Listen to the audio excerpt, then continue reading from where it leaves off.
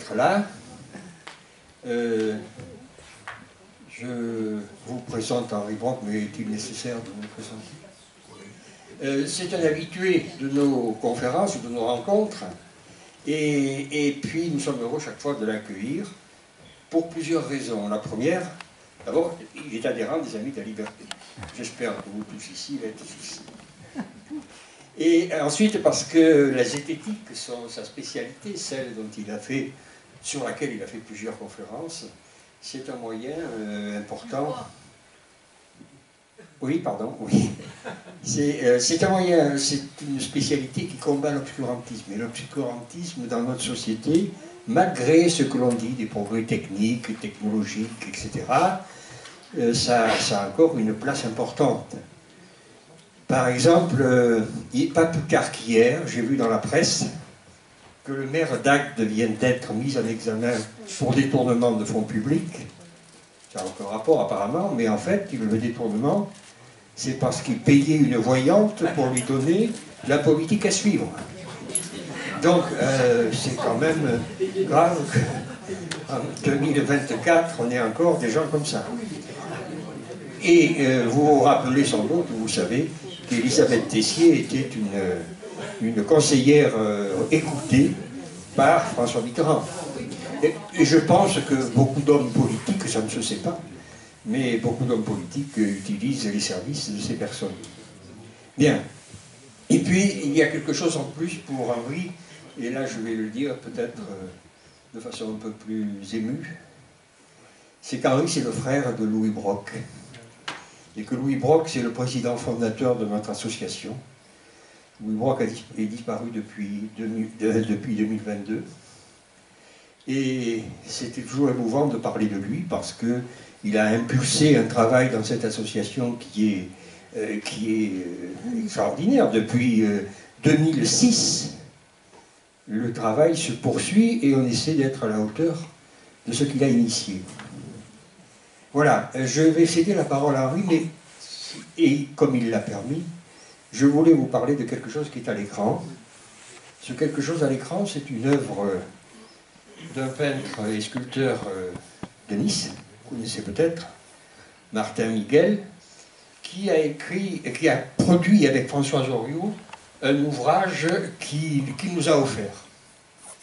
Il nous a offert, et vous pouvez le voir ici, cet ouvrage dans un coffret est un ouvrage original tiré à 28 exemplaires, c'est tout, et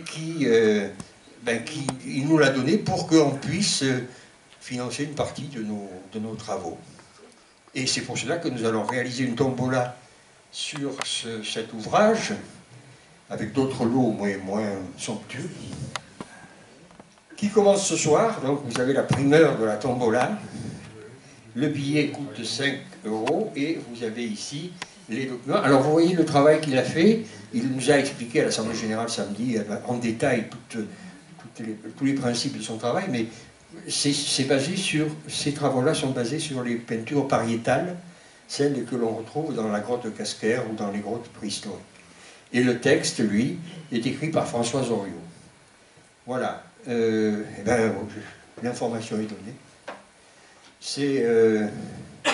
Donc les billets sont en vente ici, à 5 €. Je termine en disant que il ne faut pas oublier ça. Si vous avez un mode avion, vous en profitez pour le mettre. Ça évite d'avoir des sonneries intempestives pour de l'exposer.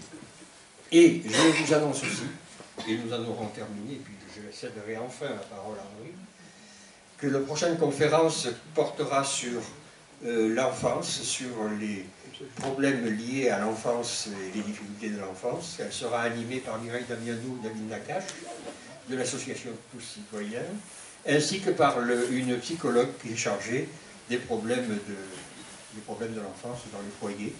Et elle concerne bien sûr l'enfance en difficulté, quels sont les problèmes, quelles sont les réalités de cette façon de traiter le problème aujourd'hui. Voilà. Et puis la suivante, ce sera sur l'intelligence artificielle, mais on aura l'occasion d'en reparler. Voilà, je cède la parole à Henri, qui va voguer sur les planches à clous. Voilà, ouais. Merci. Merci Jean. Donc, hop, je prends ma petite télécommande. Donc la thématique d'aujourd'hui, donc capacité extraordinaire, fakirisme et compagnie, ça fait un petit tour d'horizon assez rapide. Et puis après, si on a le temps, si vous avez des questions, on pourra élargir un peu le sujet, regarder d'autres phénomènes, etc. sans aucun problème. Donc je vais essayer d'être relativement court sur les thématiques. Et puis après, on pourra y revenir directement. Alors première, c'est... est-ce que vous voyez suffisamment bien les diapos? Parce que moi, ça me fait bizarre de voir... C'est bon? Bon, ok. Toi, ça ressort bien aussi? Oui, oui. Mais mets-toi plutôt là. D'accord. Oui, mais moi, je bouge, j'aime pas... Voilà. L'important, c'est les diapos, c'est pas moi. Hein, ouais, donc, si, les deux. Donc, planche à clous et autres. Donc, on va démarrer, puisque c'est censé parler un petit peu de fakir et tout. Donc, c'est vrai que c'est quand même assez classique. Donc la planche à clous, ici, je vous ai mis, c'est une publicité d'il y a une quarantaine d'années. En fait, c'était pour une série de bouquins de phénomènes paranormaux, tout ça. Et ils avaient axé leur publicité sur le côté fakir. Donc vous voyez les fakirs sur les planches à clous. Là, c'est un fakir en Inde, justement. Fakir, ça veut dire mendiant, pauvre, hein, c'est un terme arabe, quoi, qui a été réutilisé, repris, etc. Pareil en persan, où ça serait derviche. Ça revient exactement à la même définition. Donc, est-ce qu'en zététique, on a regardé ça? Bien sûr, on a regardé un petit peu les phénomènes qui étaient revendiqués. Je vous montre juste ici une petite photo prise à l'intérieur du labo de zététique, donc à la fac des sciences de Nice à l'époque, hein, c'était il y a un peu plus d'une vingtaine d'années. Donc c'était la planche à clous, et puis de temps en temps, on avait des étudiants qui faisaient leur séance de méditation sur la planche à clous. Donc c'est pour montrer que finalement, c'est quelque chose d'assez classique et qui est pratiqué même par des non fakirs. Alors on peut se dire, bon, la planche à clous, c'est vrai que ça fait un peu vieux jeu, quoi, hein, finalement. On se dit, bon, on n'en parle plus trop. Et bien, si on se renseigne un petit peu, c'est manifestement pas le cas. Là, toutes les photos que vous voyez ici, c'est de notre siècle, hein, 21e. On n'est pas il y a un siècle ou un millénaire, hein, le millénaire d'avant. Donc vous voyez que manifestement, c'est toujours utilisé pour faire du spectacle, pour faire des démonstrations de pouvoir revendiquer comme étant un peu extraordinaire. Et puis on a quand même quelque chose encore plus récent et plus intéressant, je ne sais pas, où là on voit bien que ça commence quand même à faire un petit peu le côté commercial, hein, clairement. Donc c'est un jeune yogi suédois qui en fait a créé une société de vente de tapis à clous. C'est pour ouvrir ses énergies, ses chakras, etc. Tout ça, et pour développer un petit peu ses pouvoirs. Je bouge parce que je ne peux pas... Et donc c'est pour essayer finalement de... Comment on pourrait dire, de diffuser la bonne parole de ce que le yoga permet. En réalité, bon, c'est de la vente de tapis, donc c'est des tapis à clous au départ. Bon, il a vendu, le jeune là que vous voyez, il a vendu un demi-million de tapis rien qu'en Suède. Hein, c'est pour vous montrer. Et puis ça a été repris, maintenant ça s'appelle tapis d'acupression, le sien et d'autres, hein, parce que bien sûr il y a d'autres, les gars ont recopié. Vous trouvez ça sur n'importe quel vendeur, vous allez sur Amazon et vous tapez tapis d'acupression, vous en avez. Et donc on voit que c'est pas très écolo, c'est tout du plastique. Hein. Alors c'est dommage pour quelqu'un qui fait du yoga, bon, enfin façon. Et donc vous voyez que c'est des clips avec des pointes. À peu près, en moyenne, sur les tapis, c'est entre 6000 à 12 000 pointes. Ça dépend de la taille du tapis, quoi. D'accord? Alors, ce qu'il y a, c'est qu'on a toujours l'impression que... Grosso modo, c'est au plus il y a de pointes, au plus ça va faire mal, quoi. Ben, il se trouve que ce n'est pas tout à fait le cas. Et c'est même devenu encore plus à la mode très récemment. Toujours pareil pour développer ses énergies et tout. Donc c'est pour nos petits petons, pour faire, disons, de l'acupression, mais que sous les pieds. Et par contre, je vous laisse, 2024, hein, je vous laisse regarder les tarifs. C'est quand même... allez, il y a entre 100, de 140 à 300, 330 clous, ça dépend des vendeurs, ça dépend des marques. Si on veut faire vraiment écolo, il faut prendre les clous en bambou, parce que, évidemment... donc il y a tout qui rentre en jeu, on trouve vraiment tous les aspects finalement de l'utilisation commerciale, finalement, de revendications qui étaient faites, de pouvoirs un peu paranormaux, et après de pratiques, par contre, qui sont des pratiques un peu plus sérieuses, qui seraient des pratiques de méditation, tout ça, et tout est mélangé, c'est un melting pot, et puis c'est bon, et ça marche bien apparemment, c'est vraiment quelque chose de... Bon, j'ai mis ça juste à titre d'exemple, mais vous voyez la personne là, qui se met dessus. Il n'y a vraiment aucun problème apparemment. Donc c'est qu'il a bien ouvert ses chakras et que ça fonctionne bien. Donc on va essayer de comprendre un petit peu qu'est-ce que c'est. Finalement, il n'y a rien de bien particulier. Alors je vous propose d'inventer un nouvel instrument de torture, beaucoup moins cher. J'ai appelé ça la planche à punaise. La planche à clous, c'est la planche à punaise. Donc ici j'en ai mis 64. Hein. Alors évidemment on peut en mettre beaucoup plus si vous voulez, hein, mais 64 ça suffit déjà largement. Pour faire pas très cher, ben, on fait avec un petit bout de carton, voilà. On met 2 trombones pour bien le tenir fermé, pour pas que les punaises partent, hein, pour qu'elles tiennent bien. Et après, bon, on touche, ouais, effectivement, on sent qu'il y a des pointes. Hein. Et alors, on va tester.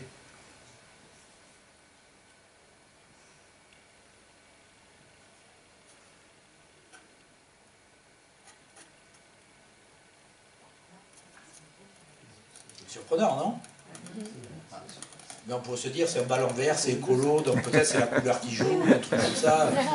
Donc, au cas où il y aurait cette hypothèse, là, on peut tirer par les cheveux, on va tester une autre couleur. Je vais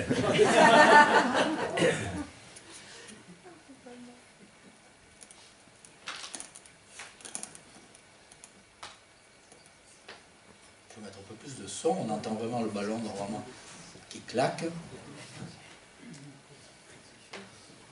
Et on teste après carrément du rouge.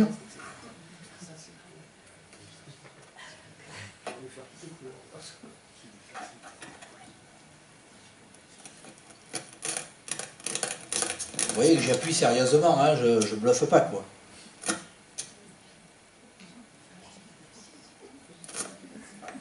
Donc manifestement, pas trop de risque de se mettre sur la planche à punaise.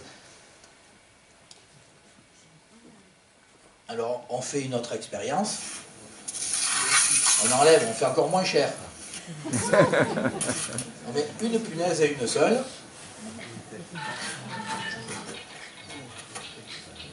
On prend le même ballon, et là, une fraction de seconde, et c'est liquidé, quoi. Donc, on comprend bien que, manifestement, ce qui intervient, c'est le nombre de clous. Donc, quand sur les planches, il y a jusqu'à 300 clous, pour se mettre dessus comme ça, c'est peinard, c'est un tapis moelleux, hein, il n'y a vraiment aucun problème, vous pouvez y aller. Non, faites l'expérience, hein. Il faut en mettre suffisamment. Demandez à un fakir de se mettre sur un clou, là il hésite un moment et il ne se met pas, bien sûr. Quoi. Donc ça veut dire que ce qui compte, c'est uniquement ce qu'on appelle la pression en physique, quoi. C'est la force exercée sur la surface. Donc la force que vous exercez, dans ce cas-là, c'est le poids du corps qui se met sur les clous, soit allonger la planche à clous, soit les trucs juste pour les pieds. Et ce qui compte, c'est la surface. Vu le nombre de clous, finalement, la pression exercée sur chaque clou est faible. Nous, avec la planche à clous, par exemple, au labo, on a émis des étudiants et des étudiantes qui se mettaient sur la planche à clous, d'accord ? Sur la planche à clous, l'étudiant, on mettait une planche dessus, et on a fait passer une bicyclette avec quelqu'un dessus, d'accord ? Donc ça rigole pas trop. Alors il y a des petites marques qui sont derrière, mais sans plus, personne n'a eu quoi que ce soit, pas la moindre petite tache de sang, pas de poumon perforé, rien. Par contre, on ne le ferait pas si on met une seule aiguille, évidemment, hein, un seul clou. Donc c'est juste, simplement, c'est un effet physique, hein, je veux dire, ça n'a rien de particulier. C'est pour ça que les punaises ont cette forme, d'ailleurs, d'accord ? C'est-à-dire que personne n'a l'idée de les planter de l'autre côté, hein. Pourquoi on fait ça? Parce que là où on met le pouce, on appuie, grosso modo, c'est à peu près 1 cm², un peu moins. De l'autre côté, il y a la pointe, mais la force exercée, la pression exercée sur la pointe, elle est énorme. Parce que c'est la force qu'on applique divisée par la surface sur laquelle ça s'applique, c'est-à-dire la surface minimaliste de la pointe. D'accord? Donc du coup, on arrive à enfoncer sans aucun problème. Et c'est ça qui importe. C'est pareil quand on veut percer des objets et tout. Bon alors, puisqu'on était dans les clous et autres gadgets, punaises et autres, on va regarder un peu ce qu'on appelle les transpercements ou les transfictions. Alors quand j'étais jeune, je faisais des expériences de fakir, donc c'était il y a un petit moment, il y a un peu plus de 30 ans. Donc vous prenez une aiguille comme ça, et puis hop, vous enfoncez d'un coup comme ça, en criant et tout ce qu'il faut, hein, pour se mettre dans l'ambiance. Ah c'est horrible, ça fait mal, hein? Non, pas du tout, rien. Rien, pourquoi? Parce que simplement, là, ma lampe n'est pas transpercée, contrairement à ce qu'on pourrait penser. D'accord? On regarde un petit peu, et la technique utilisée, elle n'a rien de particulier. Ici, cette aiguille, je la dois à un collègue, Basava Premanand, un Indien, dont je vous parlerai tout à l'heure, un zététicien, hein, pas un fakir, mais qui a vraiment des allures de gourou, de fakir, quoi. Et donc, c'est une aiguille dans laquelle vous pouvez ici glisser votre autre langue. Donc quand on bouge, on a l'impression que ça traverse, mais il n'y a rien de particulier, c'est juste un petit trucage. Après, c'est un petit peu... C'est facile à faire quand on est habitué, c'est-à-dire quand vous tenez l'objet, il faut le tenir comme ceci, de manière que les mains cachent le truc. Après, on pousse un grand cri, les gens ils ferment un peu les yeux parce qu'ils ont peur de voir jaillir du sang. Ça dure une fraction de seconde, mais ça suffit pour mettre l'objet en position. Et c'est quelque chose d'assez classique qui est utilisé depuis longtemps. Alors, je ne vais pas dévoiler des techniques de magie, mais on fait une petite plongée, disons, dans l'univers magique. Là, on est au 18e. Donc c'est pour montrer un petit peu ce qui peut se faire avec exactement la même technique. Hein. Ça c'est exactement comme l'aiguille avec laquelle je me transperçais, entre guillemets, la langue. C'est le même système, ça c'est l'épée pour transpercer le corps. Donc vous avez l'épée, ça fait le tour derrière et ça ressort. Pareil pour la tête, la flèche dans la tête. Voilà, le corps, la flèche, les cadenas qui sont ouverts, le couteau. D'accord ? Donc ça montre un petit peu ce qui est utilisé. Et ça, on le connaît depuis pas mal de temps. On le connaît depuis le XVIe siècle. Je ne vais pas rentrer dans les détails, mais il y a deux ouvrages. Un principal, ce que je vais vous montrer après. Et le premier, apparemment, c'est un Français. Jusqu'à il y a peu, je pensais que c'était Reginald Scott qui avait le premier publié.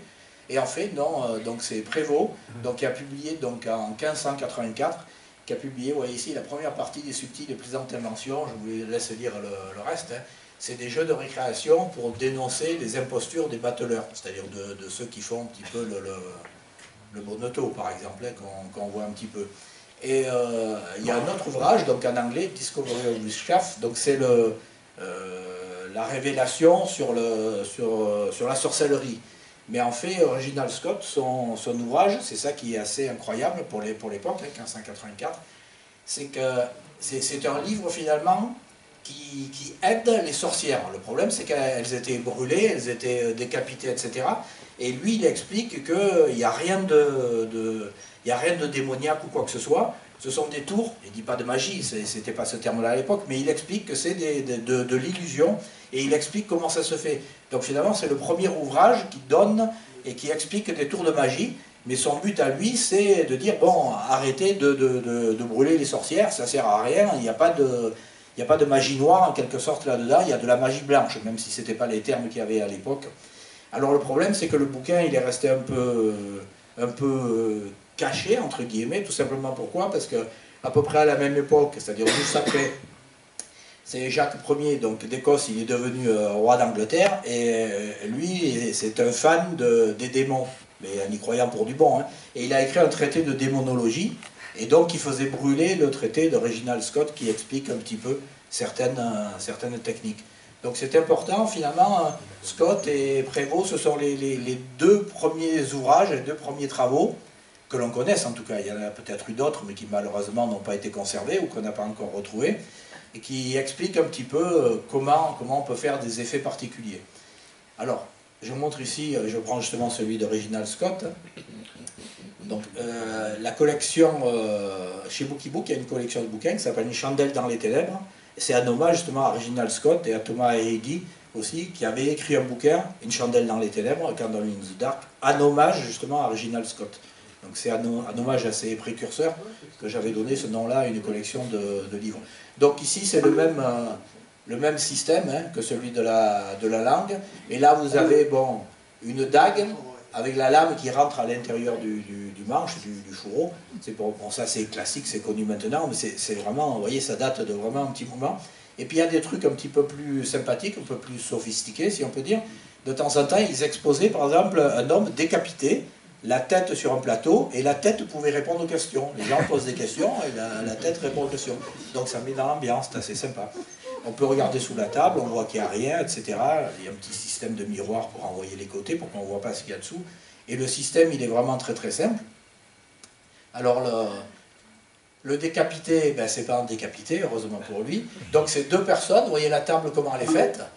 Il y a deux ouvertures, la table est sourde pour pouvoir écarter. Ici, il y a une personne qui se place, qui rentre à la tête. Ici, la deuxième personne, tranquillement assise sur un tabouret pour ne pas se fatiguer. Hein.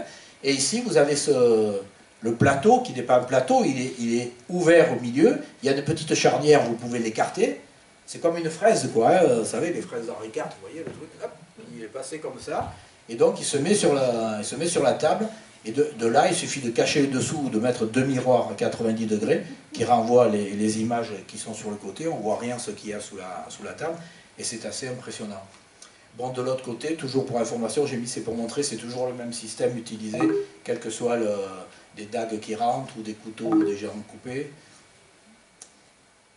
Je vais essayer d'enlever ce tout là qui se passe quand j'utilise, je ne sais pas si vous avez remarqué, ça met l'ambiance, mais c'est quand même un peu bizarre. Ah, de là, je ne peux pas, dommage. Bon ben, si c'est pas trop gênant, on va garder le petit bip. Ça attirera votre attention sur le fait qu'il y a un petit spot à regarder, il faut regarder le laser.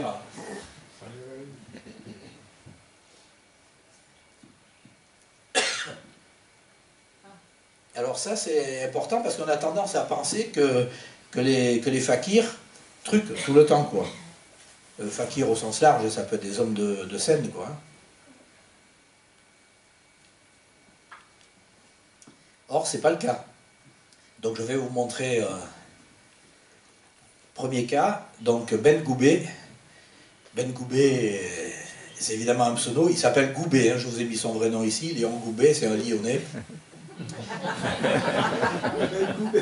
Donc là, il est sur scène avec son épouse, et c'est pas une dispute conjugale, hein, non, c'est un truc normal. Une épée, et l'épée traverse réellement. Hein. Il a quelques cicatrices d'ailleurs, vous voyez, qui restent. Et donc c'est assez impressionnant de voir ça. Finalement, moi j'ai rencontré son fils, Ben Goubet est mort, et c'est son fils qui avait écrit un texte justement sur la vie qu'ils ont eu de tourner un petit peu dans le monde, et puis des phénomènes, entre guillemets, phénomènes qu'ils réussissaient à faire. Mais ce qui est intéressant, c'est qu'il a été testé en Allemagne, par le professeur Larbic, donc sur la résistance à la douleur. D'accord ? Schmerz, ça veut dire douleur, c'est l'ouvrage qu'a écrit donc ce professeur allemand, pas spécialement sur Ben Goubet, mais en tout cas Ben Goubet il y est dedans, et il a fait des expériences dans le labo du professeur Larbic, et vous voyez ici, donc c'était une épée plantée, une dague, ici, alors là c'est pas de la frime comme j'avais fait moi, hein, c'est vraiment, elle traverse vraiment la langue, et puis il regardait un petit peu les battements cardiaques, la sudation, tout ça, pour voir quelles étaient les réactions. Et c'est vraiment intéressant parce que c'est quelqu'un qui arrivait à se contrôler, parce que la douleur alliée, quoi, et il arrive à la minimiser. Et le collègue allemand, il a fait une expérience vraiment intéressante. Il a pris, donc Ben Goubet, il a pris des personnes, des témoins, quoi, donc des non-fakirs, aucune revendication de fakir, je ne me rappelle plus combien il y en avait, mais 5 ou 6, et le fakir, d'accord. Et puis ils avaient des écouteurs, et on leur disait qu'il allait arriver un son aversif, c'est-à-dire un truc qui fait vraiment péter les oreilles, un truc vraiment très très fort, mais on ne disait pas à quel moment, d'accord. Donc les gens savaient ce qui allait arriver, mais ils ne savaient pas à quel moment, donc ils pouvaient essayer de se préparer. Eh bien, il se trouve que quand le son était envoyé, tous les témoins, ils bondissaient, ils avaient le tch, même s'ils ne bougeaient pas, la fréquence cardiaque a bougé, alors que pour Ben Goubet, ça ne bougeait pas. Il arrivait à se mettre dans un tel état que même en se prenant un son très très fort dans les oreilles, il n'y avait aucune variation de son métabolisme par rapport au ce qu'il recevait comme information, dans ce cas-là le son très très fort, externe. Donc c'est quand même un personnage particulier, hein, en ce sens qu'il arrivait, il est décédé, à contrôler sa douleur. Alors ici, là c'était en 88, mais bon, c'est plus à l'heure actuelle parce que là, en zone, ça bouge quand même un petit peu, en Syrie, hein, c'est très particulier. Mais sinon, c'est un pèlerinage annuel. Et les pèlerins qu'on voit ici sont donc des soufis. Et là, c'est pareil, c'est du vrai transpercement. D'accord ? Le pommeau, là, à quoi il sert ? Il sert justement à pouvoir, pour la personne qui enfonce, à pouvoir augmenter la pression qui est sur l'épée pour pouvoir traverser. C'est le système de la punaise, hein, finalement, c'est la même chose. Et vous voyez qu'il est vraiment transpercé de part en part, on le voit ici aussi. C'est assez étonnant. Voilà. Pareil, mouvement soufi aussi.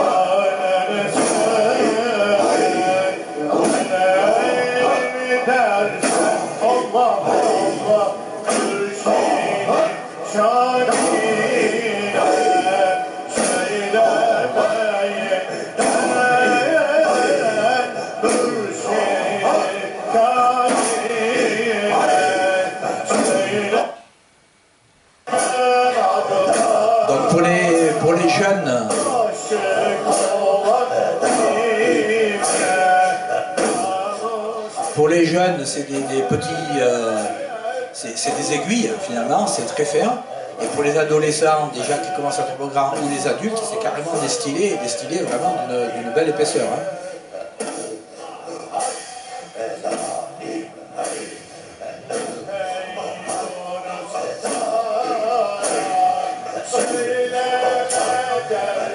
Regardez la taille, là. Hein.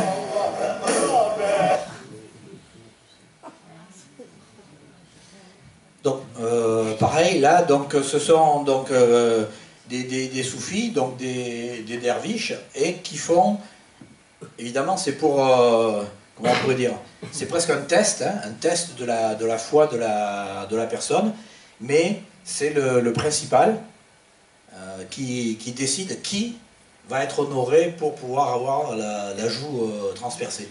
Donc c'est quand même un peu particulier, mais bon, il faut arriver à le supporter. Alors juste pour vous montrer que finalement,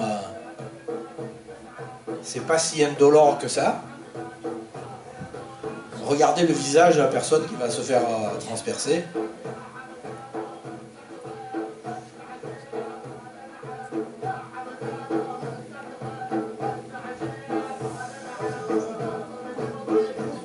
Et quand vous allez le voir bouger le bras comme ça, c'est pas lui qui le bouge, c'est quelqu'un qui lui tient la main et qui le...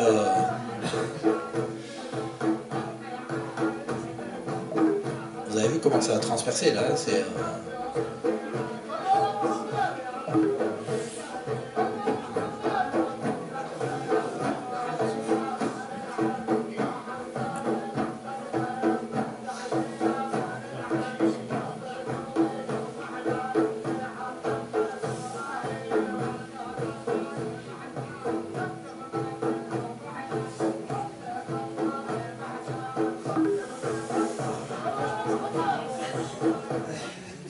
clair, hein, je veux dire, bon, faut arriver à le supporter. Bon, il arrive à le supporter, mais on voit bien que manifestement, c'est pas indolore comme est la revendication. C'était pour montrer que ça se fait dans différents États, hein, puisque là, on est en Irak, tout à l'heure, on avait vu la Syrie et le Kosovo.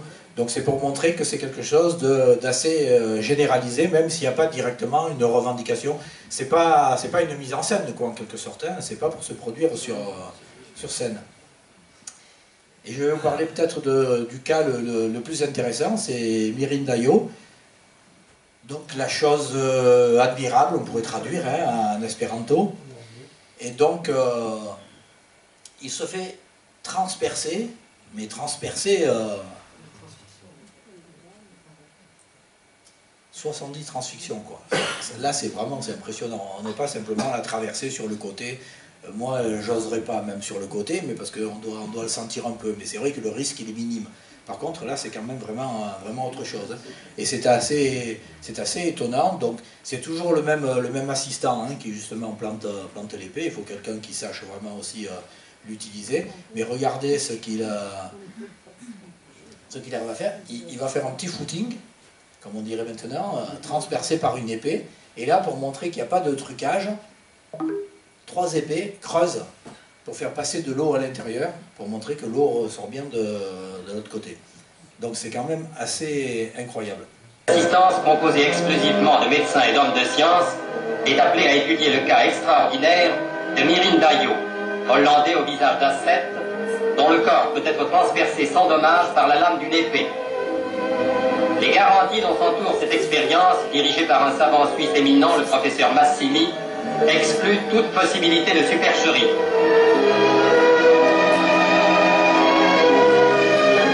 Ici, le poumon droit de Mirin Dayo a été percé de part en part sans que le patient paraisse en souffrir outre mesure, non plus que du retrait de l'épée.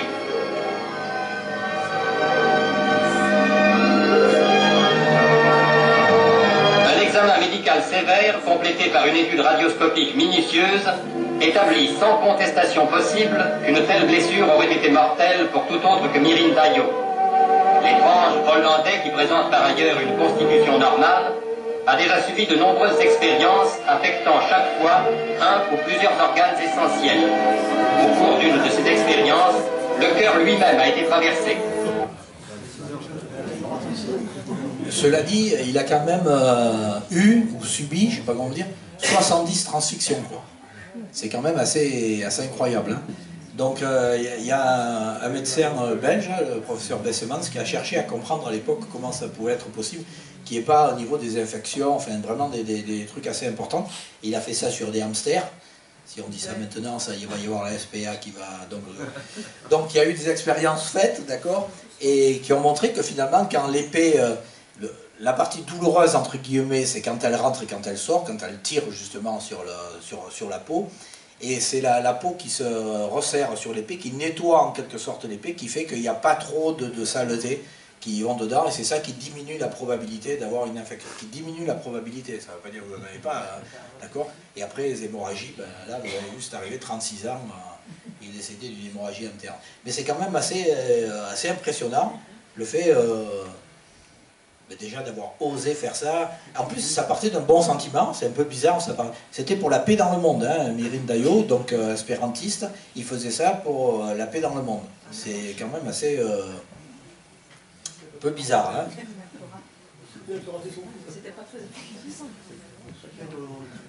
Alors, je vais vous montrer un fakir qui n'est pas un fakir, c'est pour rendre hommage à un collègue, donc indien. Et vraiment... Le gourou, hein, vous voyez ça, l'allure de gourou, vraiment c'est ça, quoi.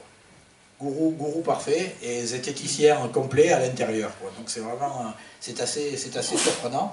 Et donc Basava Premanand, il est essentiellement dans deux états de l'Inde, le Tamil Nadu et le Kerala, juste à côté. Il a fait aussi, je vais vous montrer après, dans le Karnataka. Mais essentiellement, il a fait plein de trucs. Hein. Donc il a une formation de magicien aussi. Il avait fait un petit peu de scènes de magie, mais surtout ce qu'il a fait, il avait un contrat avec le ministère de l'Éducation nationale, donc de deux États, et il a fait des formations. Des formations pour faire comprendre que les hommes-dieux, ce qui s'appelle les hommes-dieux en Inde, ils ont finalement pas de pouvoirs spéciaux. Il y en a encore hein, qui se baladent d'Inde et tout, c'est un petit peu compliqué. Et lui, il a essayé de faire des formations, et je vais vous montrer un petit peu donc ce qu'il faisait pour essayer d'expliquer les miracles des hommes-dieux, des gunmen hindous. Donc ici, c'est un stage, là c'était 94. Donc les jeunes que vous voyez ici, ce sont des futurs instits, futurs profs des écoles, comme on dit maintenant, d'accord ? Donc le but, c'est Basava va leur montrer un petit peu quelles sont les techniques, les techniques de magie ou autres, de physique ou quoi, qui interviennent derrière les phénomènes revendiqués comme étant extraordinaires. Et il fait vraiment de la zététique, quoi, de zététique appliquée, comme quand nous on faisait le prix des filles où on faisait les tests directement. C'est le même principe. Donc vous avez une trentaine de jeunes, hein, donc filles et garçons, vous voyez, 20-25 ans. Ils font ce stage. Ils suivent donc les cours, ils répètent, ils font, et in fine du stage, ils ont un petit examen à faire. Et après, je vais vous montrer le petit examen qu'ils ont à faire. Donc, quelques démonstrations. Bon, Basava se donne des coups de couteau, il se fait saigner partout, etc. Enfin, vous voyez, c'est quand même assez impressionnant. En réalité, c'est de la chimie, il n'y a rien de bien particulier. La recette que j'ai mise ici, c'est pas la sienne, c'est une recette française, parce que nous on fait un peu attention pour qu'il n'y ait pas des problèmes sur la peau, etc. Tout ça. Donc si vous voulez faire la manip, je vous propose de faire ça. Il vous faut du sulfocyanure, et puis vous mettez aussi avec du chlorure ferrique, donc chlorure ferrique sur le bras, et ici je vous montre après en détail. Et puis donc thiocyanate sur le poignard, et avec le contact des deux, le poignard un peu humidifié, vous donnez les coups sur le bras, et avec le contact des deux produits chimiques, ça donne du rouge, un rouge vraiment assez sympa. C'est assez facile à faire. C'est donc, je vous ai mis ici, pour ceux qui voudraient le faire, 5 grammes et 5 grammes, solution saturée. Non, il n'y a aucun risque. Hein. Et puis si vous avez peur, vous le faites avec un couteau qui n'est pas du tout affûté. Donc il n'y a aucun problème. Quoi. Vous le faites même avec le dos du couteau, et ça marche vraiment très très bien. Et je quitte un peu l'Inde et je fais un petit détour par la France pour montrer exactement ce que faisait Premanand. Là, c'est deux étudiants de zététique qui ont fait du fakirisme au Centre international de Valbonne. Ils ont fait ça devant, donc, je ne sais plus si c'était 2 ou 3 classes. Enfin, c'était une réunion. C'était donc des élèves qui avaient eu avant un questionnaire qui avait été distribué où on leur demandait qu'est-ce qu'ils pensent des pouvoirs paranormaux, qu'est-ce qu'ils pensent des fakirs, est-ce que vraiment il y a des pouvoirs, etc. Tout ça. Et donc le but, c'était de tester avant et après, hein, puisque c'était de tester le niveau de croyance dans le fakirisme, en quelque sorte, dans les pouvoirs des fakirs, faire une démonstration de fakir, donner l'explication, ce que vous allez voir, et puis ensuite refaire un petit sondage, d'accord, pour voir s'il y a une variation ou non. Alors, le problème, c'est que ça se fait dans la même journée, et en fait, pour voir une variation, souvent, il faut faire le deuxième sondage, il faut le faire plus tard, il faut le temps que ça carbure un petit peu au niveau neurones, pour que du coup, ce soit bien, bien pris en compte. Mais c'est une expérience vraiment, vraiment intéressante. Je vais monter, je pense, un peu le son.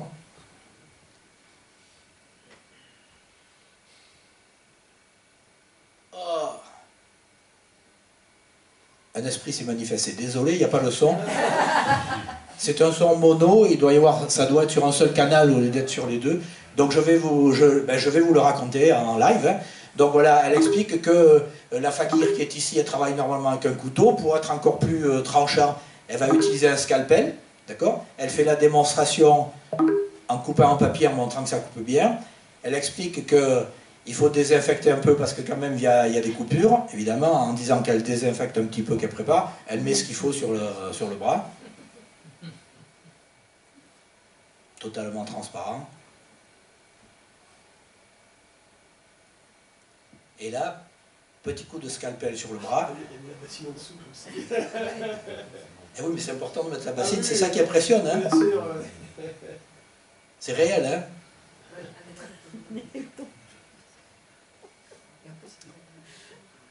Donc elle explique que c'est de la régénérescence cellulaire, qu'elle se concentre, etc. Enfin, fait vraiment, parce que ça dure, hein, là la vidéo est très courte, je vous ai mis qu'un petit extrait, mais c'est vraiment, il y a toute la démonstration, et le but c'est de vraiment faire croire qu'elle peut justement régénérer et enlever complètement la cicatrice.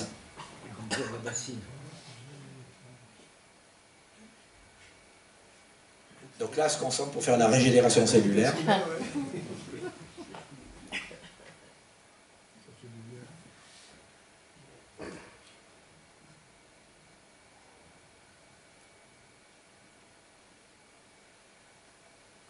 C'est un beau rouge en plus, hein, elle va le montrer.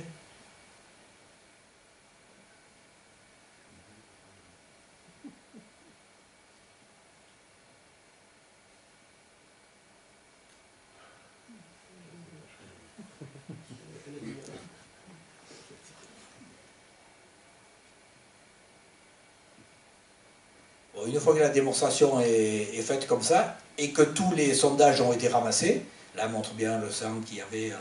Là, elle fait la révélation. Une fois que les feuilles, vous voyez, ça c'est le point important, hein, de ne pas laisser changer ce qu'il y avait marqué sur le site du sondage. Elles expliquent que finalement, ce sont deux étudiantes de zététique de la fac des sciences de Nice, de l'université de Nice, pas Nice-Côte d'Azur à l'époque, donc Nice-Sophia Antipolis, et que c'est leur rapport de zététique. Elles doivent faire un travail, on fait de la zététique pendant toute l'année, et en fin d'année, elles ont un rapport à faire sur un sujet qu'elles ont choisi. Elles avaient choisi le fakirisme, et donc elles ont fait cette démonstration, d'où l'utilité du sondage, et elles expliquent que c'est tout simplement une recette chimique, elles expliquent la recette chimique et comment ça peut se faire. Donc c'est dommage, bon, on n'a pas le son. Voilà, donc c'était pour vous montrer que finalement, c'est la technique qu'on a vue avec Bassava Prévanan, c'est quelque chose d'assez classique. Hein. Il y a d'autres mélanges, hein. Mais des techniques pour faire des couleurs sanguines, pour faire du sang, c'est vraiment... je fais un petit aparté. Un truc très bien, c'est l'orcanette. L'orcanette, c'est une plante qui pousse tout autour du bassin méditerranéen. C'est pas très gros, c'est un truc comme ça d'une trentaine de centimètres. Mais les racines, les racines séchées de l'orcanette ont un fort pouvoir colorant rouge. C'est utilisé depuis l'Antiquité pour imiter le sang. Moi, c'est avec ça que je refais la liquéfaction du sang de Saint-Janvier. Je ne sais pas si vous êtes au courant, un sang qui... Voilà. Donc, j'utilise ça. C'est du spermacétine mélangé avec de l'orcanette et de l'éther sulfurique, ça marche très très bien. Et on trouve chez Origène, donc 3e siècle de notre ère, que pour avoir une liqueur sanguinolente, il faut prendre de l'orcanette et mélanger ça avec du miel. On fait du miel, un miel un peu liquide, et on mélange avec l'orcanette. Ça donne une couleur vraiment sanguine et vraiment très très forte. Donc c'est des produits connus depuis longtemps. Après, bon, là, dans ce cas-là, on a essayé d'utiliser des produits safe, comme on dit, hein, c'est-à-dire où il n'y a pas trop de problèmes, pas les produits comme utilisait Bassava. Donc, on retourne en Inde, au stage. Donc, ils font d'autres trucs sympathiques. Vous voyez, par exemple, ici, Donc se passer une flamme sur le bras, sous le bras. Grosso modo, le principe, c'est de ne pas rester plus de 2 secondes et demie, 3 secondes, quoi. Et là, ça va. Il faut pas s'attarder, il ne faut pas rester au même endroit. Mais sinon, c'est pas un problème. Ça, je trouve ça, c'est assez chouette. Donc, la jeune fille que vous voyez ici, là, on ne voit pas très bien, hein, mais je ne sais pas si, même sur le film, ça peut donner quelque chose. Ici, ce que vous avez, c'est un tranchant. Hein. C'est une lame. D'accord ? Donc, la jeune fille est en équilibre. Bon. Maintenue, c'est pas pour soulager le poids, la pression alliée, c'est pour pas qu'elle bouge. Parce que le problème, quand vous utilisez un couteau, je sais pas, prenez un bout de jambon, prenez un couteau, quand vous rentrez ce soir, si vous avez du jambon à la maison, vous mettez le couteau et vous appuyez pour couper. Ben, vous allez appuyer un bon moment quand même, hein, d'accord. Par contre, si vous faites ça, alors là, ça coupe. D'accord. Si vous cisaillez, ça coupe. Mais si vous appuyez, c'est une question de pression. Évidemment qu'on peut couper aussi en appuyant, mais il faut vraiment forcer. Donc là, le principe, c'est de ne pas bouger, d'accord, de l'installer tranquillement et de pas bouger. Cela dit, des étudiants de zététique, toujours à la fac, donc à Valrose, voilà ce qu'ils avaient fait. Bon, j'avais dit, il faut faire attention, etc. On prévient les parents à l'avance, parce que sinon, quelquefois, on se dit, ça devient un peu dangereux. Donc les étudiants de zététique, ils ont fabriqué un escalier de lames acérées. Pour montrer que les lames étaient acérées, ils ont eu une bonne idée. C'est dommage, j'ai pas de vidéo. Et ils ont pris des concombres et clac, clac, clac, ils coupaient les concombres sur les lames. Donc ça, c'est vraiment assez impressionnant. Et ensuite, ils montaient les marches. Hein, d'accord. Le seul truc, c'est pour monter, de se tenir appuyé, d'accord, pour diminuer la pression au moment où on met, et surtout éviter évidemment le cisaillement. Personne de blessé. Il n'y a pas eu d'étudiants coupés en deux ou un truc comme ça. Donc on s'en est à peu près bien sorti. Donc c'est pour vous montrer que ça marche. J'ai dit à peu près bien sorti. Donc il faut faire attention quand même, mais il n'y a pas de problème. Donc là, petit résumé, donc c'était ce qu'ils ont appris avec Massala, et après ils ont l'examen.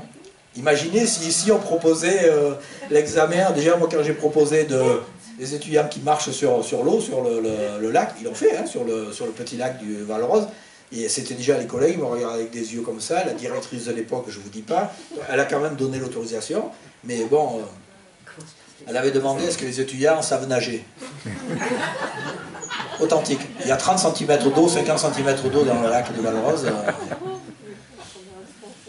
Donc là, voilà, l'examen des stagiaires, c'est d'avoir la tête donc, dans du sable, enterrée comme ça, et de tenir à peu près 10 minutes, 10-11 minutes. Hein. C'est qui, grosso modo, qui ferait le meilleur score, quoi. Il ne faut pas trop exagérer quand même. Mais... Et sinon, si vous n'optez pas à ça, ben, c'est enterré vivant 3 heures. Enterré, hein, d'accord. Il faut tenir 3 heures. Et il faut juste caler un peu sa respiration et pas commencer à s'affoler. Donc, c'est sûr, les claustrophobes, ils ne vont pas y aller, mais sinon, il n'y a pas trop de problème. Alors, ça c'est fait, et je vais vous montrer un petit peu des vidéos.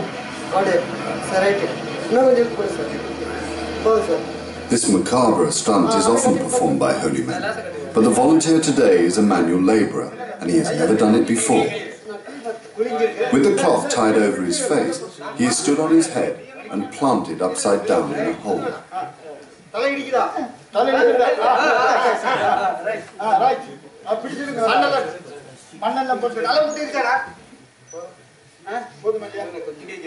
Then the hole is filled with sand. Là, vous voyez, bah, ça va, il met le sable dessus, mais évidemment, il ne tasse pas le sable. Hein.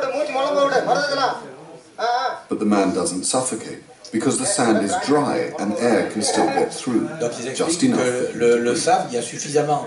Les graines de sable se touchent, mais il y a des intervalles et l'air passe.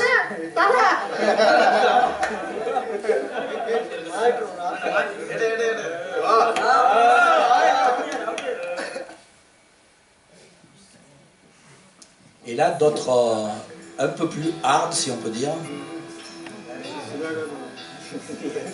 C'est un test sur l'élasticité de la peau. At religious festivals, devotees pull wooden chariots with hooks threaded through the skin of their back. Pramanand's men are going C'est fait avec les moyens du bord. Hein, They're going to haul this jeep.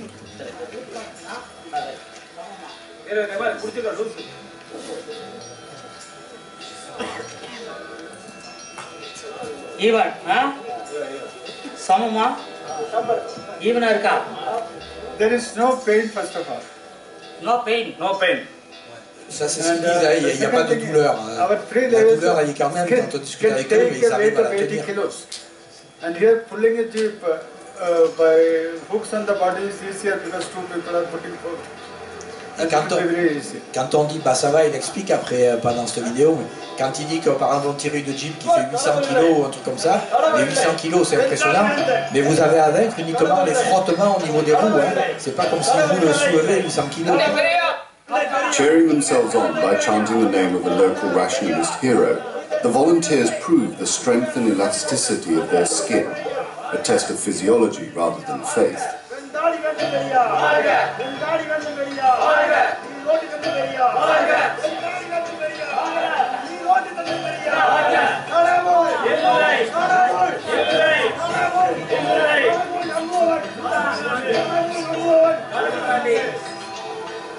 And when the hooks are withdrawn, there's no bleeding at all.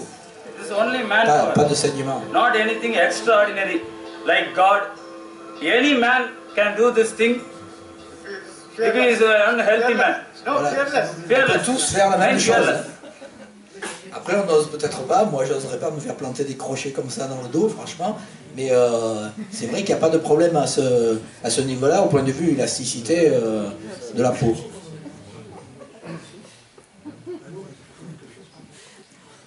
Et après chaque fin de stage, il y a une réunion dans le village, et les étudiants, ils doivent faire devant les habitants, d'accord, ils doivent faire la démonstration pour justement démystifier les hommes-dieux qui tournent dans la région, et ils font les miracles adaptés à ceux que l'homme-dieu du coin fait. Et là, c'est par exemple, c'est Basava en train de distribuer des vibhuti, les cendres sacrées. Donc au début, il a les mains quasiment vides, d'accord, il les montre que d'un côté évidemment, il fait ce qu'on appelle un empalmage, et il a à l'intérieur, c'est de la bouse de vache brûlée, quoi. Donc, et quand on écrase, mélangé avec de l'amidon de riz, et quand il écrase comme ça, ça donne les cendres sacrées qu'il distribue justement aux enfants qui sont contents de les recevoir. Donc en plus, c'est dans une ambiance vraiment sympathique et détendue, et il en a fait vraiment pas mal de stages comme cela. Et apparemment, bon, ça porte bien. Il a écrit aussi un bouquin, Les sciences par rapport au miracle, et dedans il explique un miracle, mais sans connotation religieuse, c'est les miracles des hommes-dieux hindous, et il explique justement ce qu'il faisait dans ses stages et tout, et qu'il faisait aussi en dehors, il explique dans ce livre. C'est un livre, un traité pratique d'illusionnisme en Inde.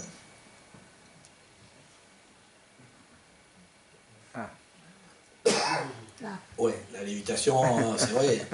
On va essayer de se sentir un peu plus léger pour voir si on peut faire de la lévitation. Alors lévitation, ben, finalement, on va rester dans le pays qui est le pays classique, hein, donc on reste en Inde, on reste chez Basava. Ben, en plus, j'ai pas fait exprès, on est dans le même état, on est dans le Tamil Nadu, donc on est à Madras, on est dans le même état que celui de Basava, mais évidemment bien avant, on est aux alentours de 1936, donc il y a un brahman, Pulavar, que vous voyez ici, qui fait une lévitation, vous voyez, il tient dans les airs comme ceci, il a juste la main posée sur comme une canne mais en tissu. Pareil, même moment, mais filmé de l'autre côté. Alors comment ça se passe? Il ne se met pas en lévitation comme ça, avec une grosse concentration, hein. Il a des aides qui l'entourent, qui mettent des grands draps, on ne voit pas ce qui se passe, et quand les aides s'enlèvent et enlèvent le drap, le brahman est déjà en lévitation. D'accord? Hein, c'est important de voir ça. Après, je vous montrerai d'autres choses. Donc, on pourrait se dire, bon, ben, franchement, c'est une lévitation assez étonnante. On est en 1936, mais on pourrait dire aussi, Cocorico, chez nous, on en a mieux et avant. Donc, ici, c'est le fils de Jean-Eugène Robert Houdin. Jean-Eugène Robert Houdin, c'est celui qui a relancé la magie. D'accord? Jean-Eugène Robert Houdin et le magicien américain très connu qui s'appelle Houdini, celui qui s'échappait de partout, il a pris ce nom en hommage à Jean-Eugène Robert Houdin. Ouais. Bon, l'hommage mal choisi parce que Jean-Eugène Robert Houdin, il se trouve que Houdin n'est pas le nom d'origine, le nom d'origine c'est Jean-Eugène Robert, son nom c'est Robert, d'accord? Et le nom de son épouse, le nom de famille de son épouse c'est Houdin. Donc Houdini est l'américain et il a pris en hommage à Jean-Eugène Robert, il a pris le nom de son épouse. Donc, oui, on est en période féministe, donc il faut le signaler, c'est quand même important. Voilà, donc celui-là, c'est quand même plus joli, disons, que la lévitation indienne. Pourquoi? Parce que là, vous voyez, donc le fils de Jean-Eugène Robert, il est mis comme ça. Ici, il y avait une canne, un autre tabouret, et là, il y avait les pieds, les mêmes qu'ici. D'accord? Et donc, il fait ça, il plonge son fils en état particulier. Alors, il explique dans ses mémoires, Jean-Eugène Robert Houdin, qu'en coulisses, sur une pelle métallique chauffée, il mettait de l'air, son aide jetait de l'éther. Et donc, du coup, ça mettait une ambiance un peu spéciale dans la salle. Et donc, c'est pour ça que ça s'appelle la suspension éthéréenne. D'accord? Donc, après, hop, il a enlevé un des pieds du banc, il a enlevé le tabouret et il a enlevé la canne. Et son fils restait comme ceci, majestueusement dans les airs. Donc, une très très belle lévitation. Donc, 1849. Mais en fait, on est obligé de revenir en Inde, parce que finalement, c'est eux quand même avant. Et ici, on a le Brahman Sheishal. Donc là, on est en 1833, donc on est avant Jean-Eugène Robert Houdin, et qui fait une lévitation aussi, c'est assez... un banc, donc une tige. Ici, c'est de la gazelle, le pot de gazelle. Et voilà, il est en méditation là-dessus, tranquillement. Il reste un moment. Toujours avec le système que je vous ai dit, où vous avez au début le brahman qui se fait entourer par ses aides avec des draps. Et ensuite, après méditation, il est dans cette position. Et ce qui est intéressant ici, c'est que, bon, depuis donc Pulava, c'est quelque chose qui avait un peu disparu, les lévitations comme ça. Et puis, il y a une vingtaine d'années à peu près, il y a eu une épidémie. Et en partie aussi à Nice, hein, ça a démarré dans le coin. Je vais vous montrer très rapidement, je vais passer les trucs, mais c'est pour montrer que finalement, c'est ressorti. Donc ici, on est place Masséna. Et c'est assez impressionnant, hein, quand même, la lévitation. Ici, on est à Montpellier. Donc ils sont concentrés, tous les deux. Encore Montpellier, avec d'autres personnes. Amsterdam. Encore Amsterdam.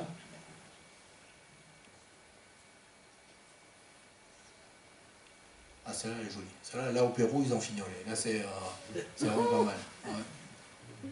C'est joli. Elle est bras nus, hein, donc ça change. Cracovie. Celle-là, je trouve que elle est vraiment belle. On est retourné à Amsterdam, mais franchement, elle est sympa. Et ce qui est bien, c'est de voir les réactions des gens, quoi. Hein.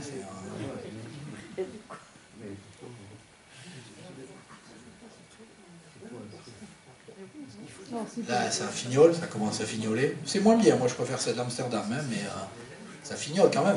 Là, c'est quand même impressionnant. Hein. Surtout que c'est tout petit, hein, c'est pas... Ça, Aix-en-Provence, Photocafé Mica. Alors là, le troisième, c'est un mannequin. Hein. Donc, du coup, ça diminue quand même un petit peu le poids, quoi. Ok. Mais enfin, bon, c'est quand même impressionnant. Et là, on est en Italie, c'était pour quand il y avait l'exposition universelle, donc c'était Piazza del Duomo. Et là, c'est pas mal aussi parce que, je ne sais pas si vous voyez, lui, il est déjà là, il y a juste un petit gobelet comme ça, il tient déjà comme ça en équilibre, et l'autre dessus, pareil, qui reste. Donc là, c'est quand même assez impressionnant.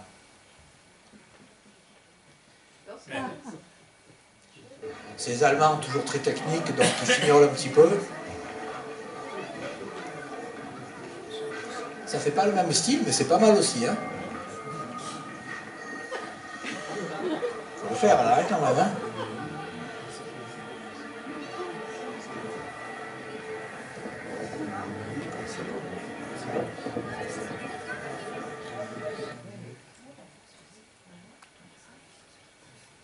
Ça, c'est très joli aussi. Ah oui. Ça fait un peu Peter Brady, l'homme invisible. Donc la chaise invisible, quoi, si on peut dire. Hein. C'est assez étonnant. Retour en France, bon, sur le modèle classique, c'est celui-là, hein, style le moine et tout, qui tient une canne, et puis il est en lévitation, dans l'air tranquillement. Et on va regarder un petit peu les personnes qui sont derrière. ce sont les aides qui étaient là justement pour éviter qu'il y ait un problème si quelqu'un venait voir d'un peu trop près ou quelque chose, et qui là sont en train de mettre la toile tout autour pour que la personne puisse déléviter en quelque sorte tranquillement, quoi, d'accord? Donc est-ce qu'on peut expliquer cette lévitation? Alors il se trouve que j'ai fait un bouquin il y a quelques années avec Jean-Richard Plaque, un collègue physicien, et dans ce bouquin j'avais expliqué la lévitation du Brahman de Shaichal, le plus ancien qu'on avait remonté, pour montrer comment c'était. Il n'y a rien de particulier, hein, c'est un poil de mécanique, enfin, même pas compliqué. La mécanique elle est un peu plus dans la partie allemande, hein, où il y a du mouvement. Mais sinon, vous avez, le banc ici, il est métallique, hein, pour que ce soit bien costaud et tout. Vous avez donc une tige métallique qui fait ça, qui passe dans la peau de gazelle, qui rentre dans la manche, ici, et finalement, qui fait un siège. Il est sur un siège tranquille, donc il peut méditer très longtemps. Il est assis, comme vous en ce moment, sur les fauteuils, il est vraiment tranquille. Donc, il se peut que, disons, ce soit cette explication diffusée, parce que, bon, normalement, les trucs de magie, en principe, on ne donne pas les... C'est peut-être la source de l'épidémie, hein. C'est pas sûr, mais en tout cas, il se trouve que ça a vraiment fait un boom à ce moment-là, alors que c'était une technique de lévitation qu'on ne voyait plus tellement, quoi, hein, depuis pas mal d'années. Et donc là, c'est revenu finalement au goût du jour. Donc finalement, de temps en temps, il vaut mieux ne pas révéler... ne pas révéler. Justement, les esthéticiens, ils font des lévitations comme les brahmanes, mais beaucoup plus jolies, hein, franchement. Je vais vous montrer des lévitations de 2 étudiants et étudiantes. Il y en a eu plein, hein, qui ont fait ça en zététique. La différence, c'est que c'est des lévitations en mouvement, hein, d'accord? Il n'y a aucun trucage vidéo, il n'y a pas de retouche d'image, rien. Et c'est filmé en continu, hein, en temps réel, pas de coupure. Hein.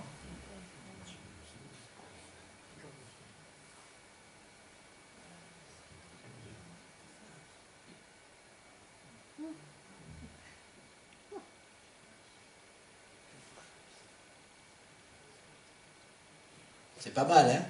Mais on pourrait se dire, oui, mais au départ, ils étaient déjà installés et tout, on ne sait pas qu'est-ce qu'il y avait, etc. D'accord? Donc on va regarder une autre vidéo où il n'y a rien et où les étudiants arrivent. Un peu de musique pour mettre dans l'ambiance.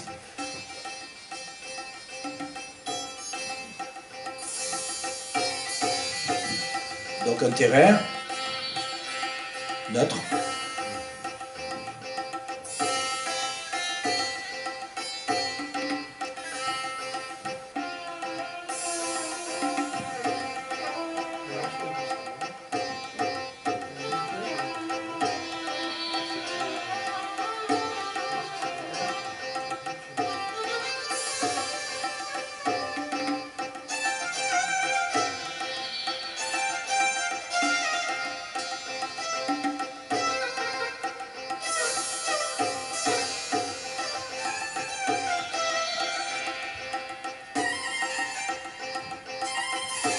Là, c'est la partie concentration. Hein.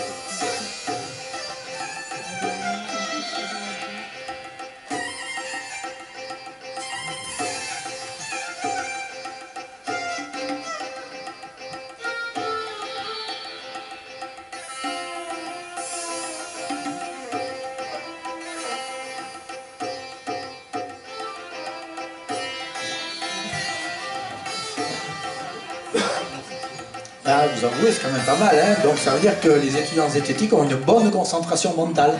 Hein.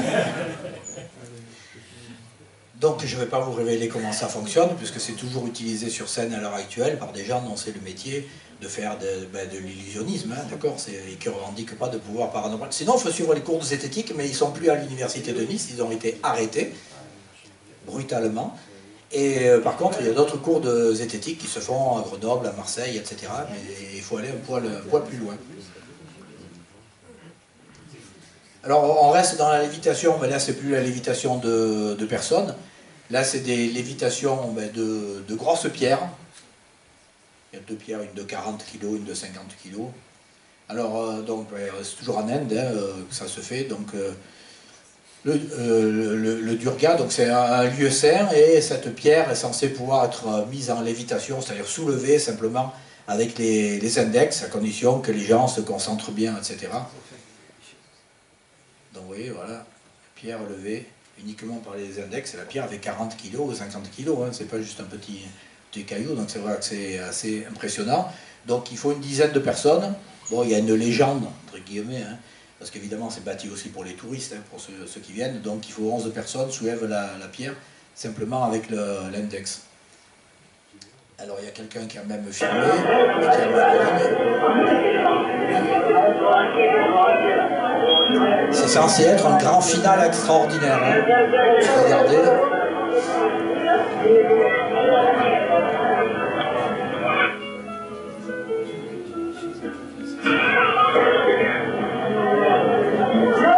Place les doigts.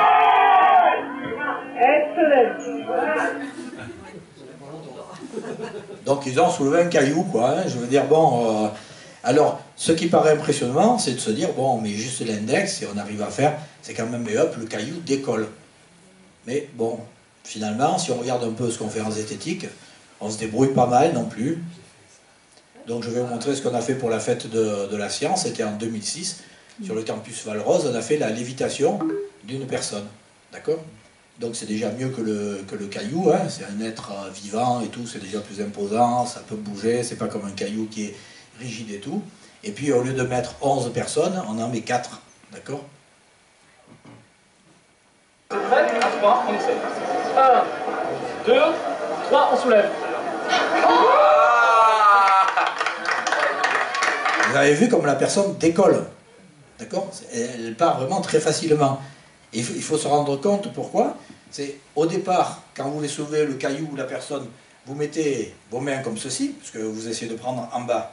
Et puis vous forcez, donc la force que vous exercez, elle est comme ça, c'est-à-dire vous avez une partie qui est horizontale, qui ne sert à rien, parce que de l'autre côté, il y a une personne qui fait la même force, mais opposée, donc les forces s'annulent, et vous avez la partie verticale. Cette flèche, ça donne celle-là, hein. C'est comme si vous suivez un chemin, vous allez de là à là, pour faire un chemin un peu plus long, vous faites ça, vous venez au même endroit. Donc ça, où les deux flèches réunies, c'est la même chose en physique, d'accord? Et donc ça, c'est la partie qui joue, qui importe. Mais quand la chose, la pierre, ou la personne que vous êtes en train de soulever, vous démarrez comme ceci, et puis quand vous commencez, bien évidemment, vous tournez au niveau de votre bras, donc vous changez l'orientation de la main. C'est-à-dire vous changez l'orientation de la flèche. Votre main remonte comme ça, donc la flèche elle est comme ça, mais de plus en plus verticale. D'accord? Donc la partie horizontale est plus faible et la partie verticale devient plus grande.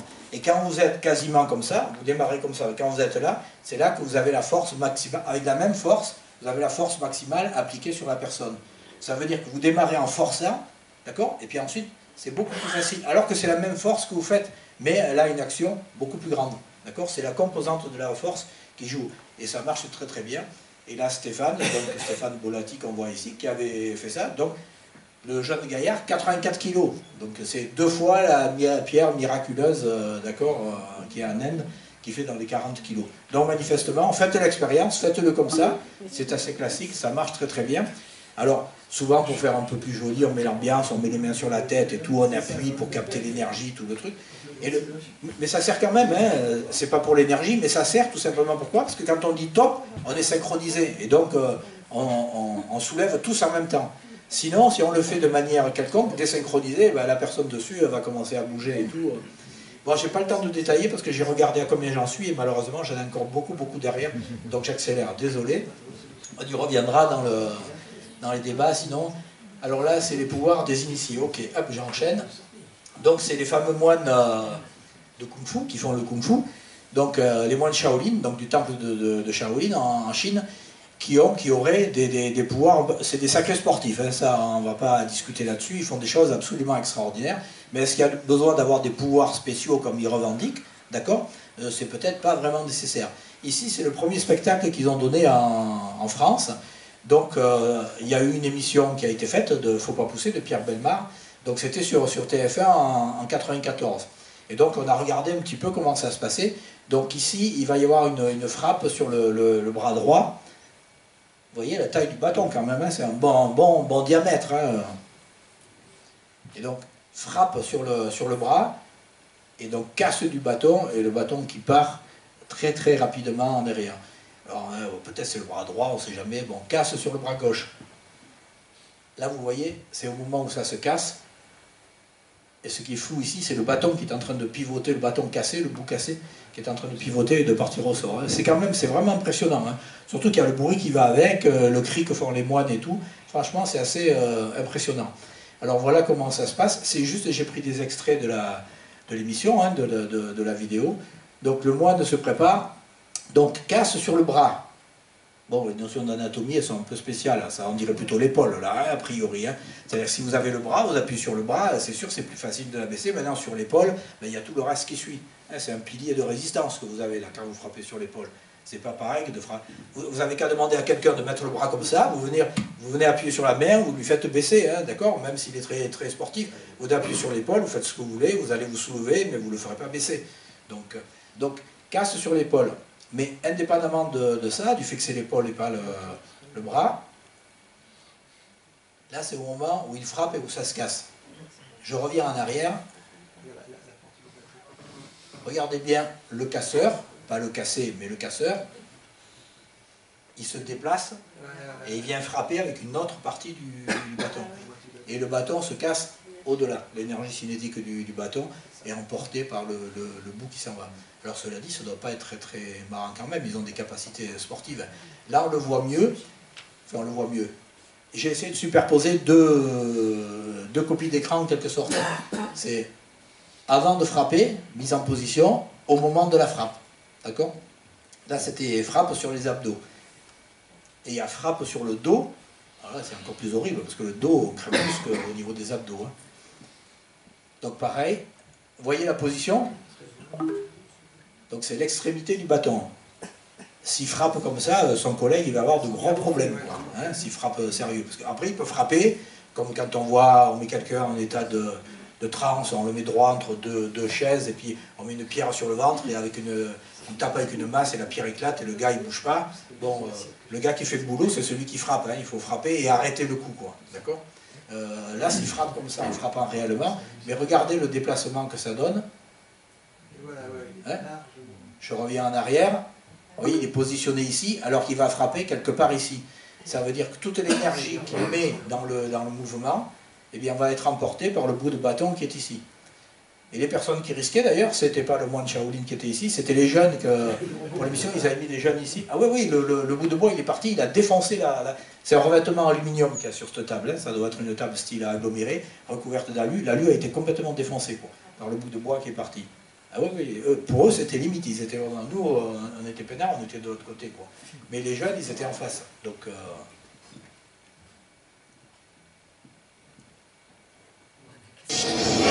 Nous allons passer au niveau supérieur. Découvrons si le pouvoir de Wu lui permet de résister à la puissance mortelle d'une foreuse appuyée contre son ventre, sa gorge et enfin sa tête.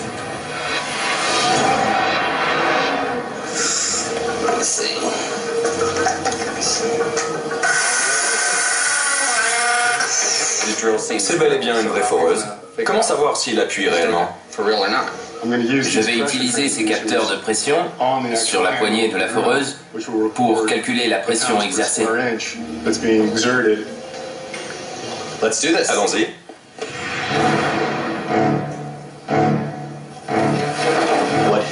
Wu s'apprête à réaliser une expérience extrêmement dangereuse. Il va appuyer une foreuse contre son corps. Cela pourrait blesser, voire tuer une personne normale. N'essayez pas cela chez vous.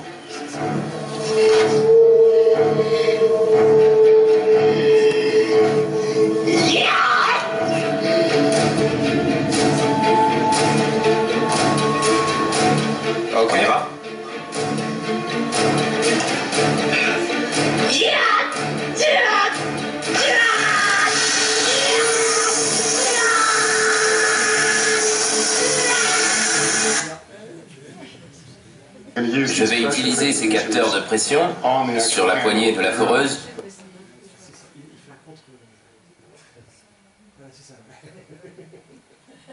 Vous pouvez le faire chez vous, hein, sans aucun problème. Hein. C'est le soi-disant scientifique de service, c'est bidon, hein, c'est une émission complètement bidonnée, quoi. Le scientifique de service, il a mis le capteur que d'un côté. Donc il n'y a aucun problème. À partir du moment où vous appuyez d'un côté, mais si l'autre main résiste avec la même valeur, ben, la perceuse, elle n'appuie pas, elle ne rentre pas, hein, d'accord? Donc faites l'expérience chez vous, mettez-vous en position visseuse, c'est quand même mieux qu'en position perforateur, mais il n'y a pas de risque, quoi, d'accord? Et c'est fou, quoi, que ça passe comme ça, tranquillement. Ils ont pris comme si c'était un moine qu'avec une main, quoi. D'accord? Il lui aurait fait mettre la main dans le dos, alors là, la manip était bonne. D'accord? Il tenait la perceuse, il poussait, là, la pression mesurée, c'était vraiment la pression qu'il appliquait sur le ventre. Mais il n'avait pas la deuxième main dans le dos, il avait la deuxième main à l'opposé de la première. Donc franchement, il n'y a aucun intérêt, quoi. On revient à l'émission, où là, ils montraient leur pouvoir de concentration, c'est-à-dire qu'il prend un bol, un jeune moine ici, là, Shaolin, hein, donc il se met le bol sur le ventre.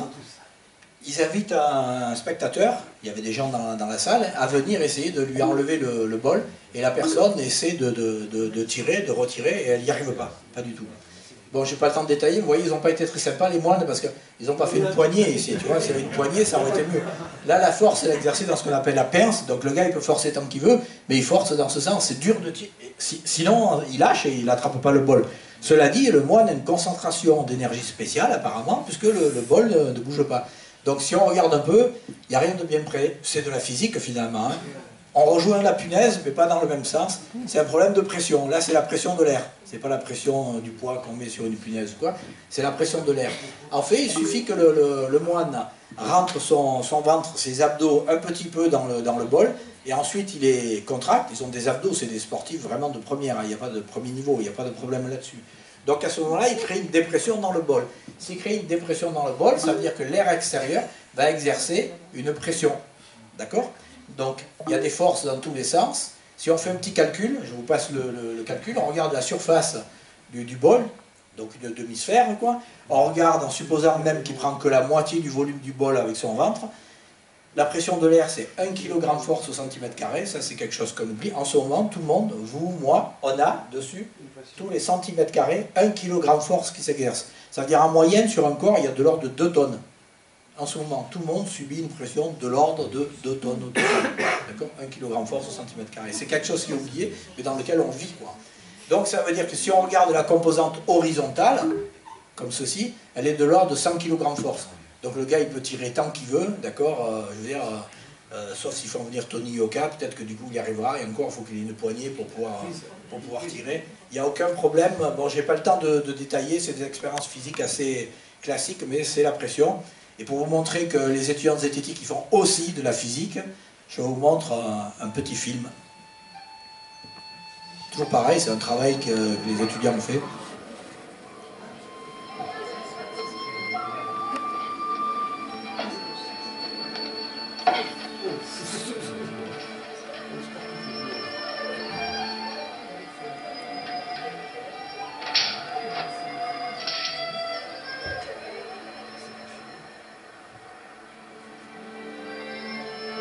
Bon, il y a plusieurs expériences. Là, je vous montre l'expérience du bol.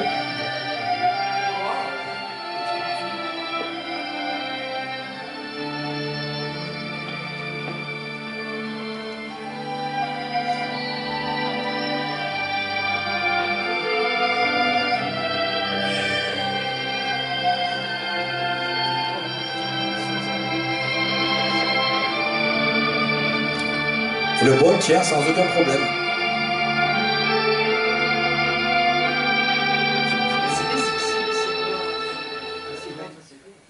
Donc quand vous rentrez ce soir à la maison, faites l'expérience, essayez, ça vous fera travailler les abdos, c'est toujours bon, hein, d'accord? Donc c'est à faire, vous verrez la pression de l'air. C'est une ventouse, quoi, hein, finalement, c'est tout simplement ça, quoi. Il n'y a rien de particulier, quoi. Alors on reprend les moines Shaolin, mais les modernes, si on peut dire. Vous allez voir, ils ont fait des progrès dans la présentation. Hein. Et fixe ce bol de métal sur ton ventre en utilisant la force de ta volonté. Personne d'autre que toi ne pourra le retirer. Un travail assez surprenant, vous allez voir. Le contrôle abdominal.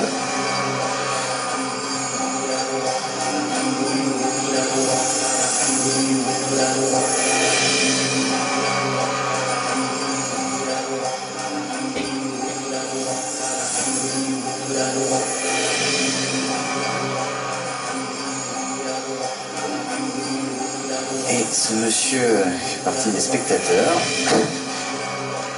Il est un peu embarrassé. Ouais. Doit-il ou ne doit-il pas? Voilà. Bon, en fait, avec le calcul, 100 kilos, hein, Incroyable. Il n'a que 7 ans. sur le bol. Donc là, le gamin, il a Et avec ses abdominaux, ça maîtrise son équilibre. Voilà ce qu'il parvient à réaliser.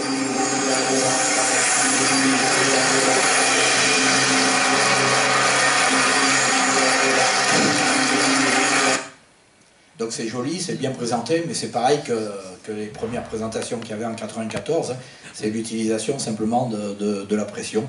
Donc c'est les hémisphères de Magdebourg, c'est l'expérience assez classique en physique. Donc c'est une très très belle présentation, c'est des sacrés sportifs, mais il n'y a rien de particulier dans les revendications paranormales en quelque sorte, quand ils disent que c'est une concentration, l'énergie, etc. Alors bon, j'accélère un petit peu. Souvent on nous parle aussi du ki. D'accord ? Le ki, ça serait le pouvoir qu'auraient certains maîtres, disons, de pouvoir s'ancrer dans le sol, hein, et de pouvoir d'être inamovible en quelque sorte. Donc ici, toujours pareil, c'est une expérience de zététique qui a été menée par une étudiante.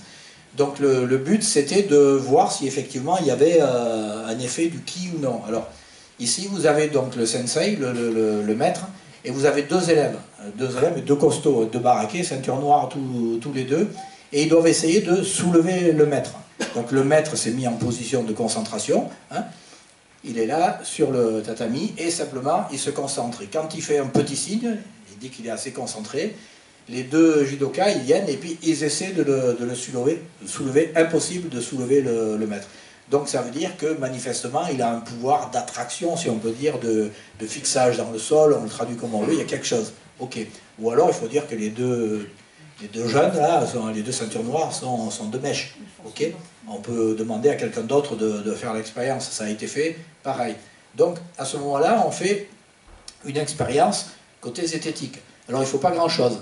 Il faut, j'espère qu'on va bien voir les dias, il faut un baudrier, que vous voyez, mis dessus, une corde, une poulie, et le point le plus important, il faut 1 ou 2 ou 3 dynamomètres, ça va dépendre de la masse de la personne. Dynamomètre, c'est quoi? C'est juste des ressorts étalonnés que quand on tire dessus, ça indique la force. D'accord? Vous voulez, je sais pas, peser une valise ou un truc comme ça, vous faites ça, ou des trucs en cuisine, c'est pareil, c'est un petit ressort étalonné. Donc l'expérience, elle est simple, c'est les mêmes deux ceintures noires qui n'arrivaient pas à soulever le sensei quand il était en pleine méditation. Là, le sensei se met en méditation, il fait le petit signe, et à ce moment-là, ils vont tirer sur la corde, et normalement, il ne devrait pas pouvoir soulever le sensei, puisqu'il est indéracinable avec le ki. Donc, on démarre, hop, il décolle immédiatement. Et à ce moment-là, on lit les valeurs qui sont sur les dynamomètres, et on s'aperçoit que la force exercée, c'est tout simplement le poids du maître, c'est-à-dire le poids, corps, plus le baudrier, le kimono, les pantoufles, s'il avait des pantoufles, on prend tout en compte. Manifestement, c'est pas un gramme de plus, quoi. Donc ça veut dire que la force exercée correspond tout simplement à ce qu'il fallait soulever. Ça veut dire que, soit, complicité, je pense pas, mais ça veut dire que les élèves d'un maître hésitent un petit peu à tirer sur leur maître, en quelque sorte. Déjà, c'est moins facile de soulever quand vous avez quelque chose comme ça que de tirer sur une corde. D'accord? Donc il y a tous les effets qui vont jouer, mais qui montrent bien que, manifestement, si le ki s'est manifesté, ben, sa force est égale à 0, puisqu'on mesure exactement ce à quoi on s'attendait. Donc ça montre que on peut faire des petites expériences faciles, scotch et bout de ficelle, qui montrent bien si oui ou non le phénomène revendiqué, il est là. Alors le dernier point que je voulais aborder, donc finalement grosso modo on va être dans les temps si on s'en sort bien, c'est la marche sur le feu. Donc la marche sur le feu, elle se fait dans différents pays, donc Grèce, Bulgarie, Inde, la Réunion, Ceylan et d'autres. Alors, Marche sur le feu, il faut mettre entre guillemets, souvent c'est marche sur des charbons ardents, quelquefois c'est marche sur des galets chauffés à blanc, etc. Hein, mais c'est cette revendication qui est faite, c'est disons de ne pas craindre la chaleur. C'est ça qui est revendiqué. Alors je vais vous montrer juste à Bulgarie, pas en Bulgarie, c'est en Bulgarie aussi, mais c'est le village qui s'appelle Bulgarie. Donc Bulgarie ou Bulgarie ou Bulgarie, mais le nom c'est Bulgarie. Donc là c'est extrait d'une thèse qui s'appelle La marche sur le feu. Donc c'est Christine Jankov qui a fait sa thèse là-dessus, une thèse d'ethnologie. Et donc c'est intéressant parce que ça montre un petit peu tous les rites qu'il y a autour.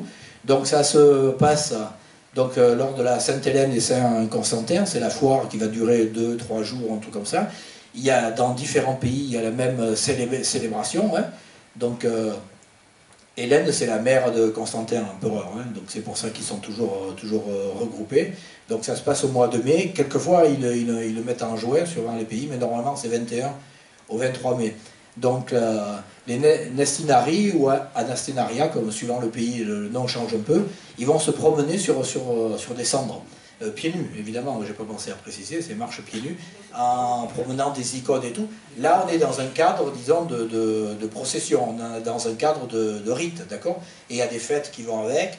Par exemple, il y a une vache qui est sacrifiée, donc la viande de cette vache, elle est sainte en quelque sorte, la viande est vendue, etc. Ça sert pour l'entretien du monastère, donc il y a tout ce qui est organisé autour. Donc là, il n'y a aucun problème, ça peut se comprendre au point de vue volonté de le faire. Pas volonté de marcher sur le feu, hein, d'accord?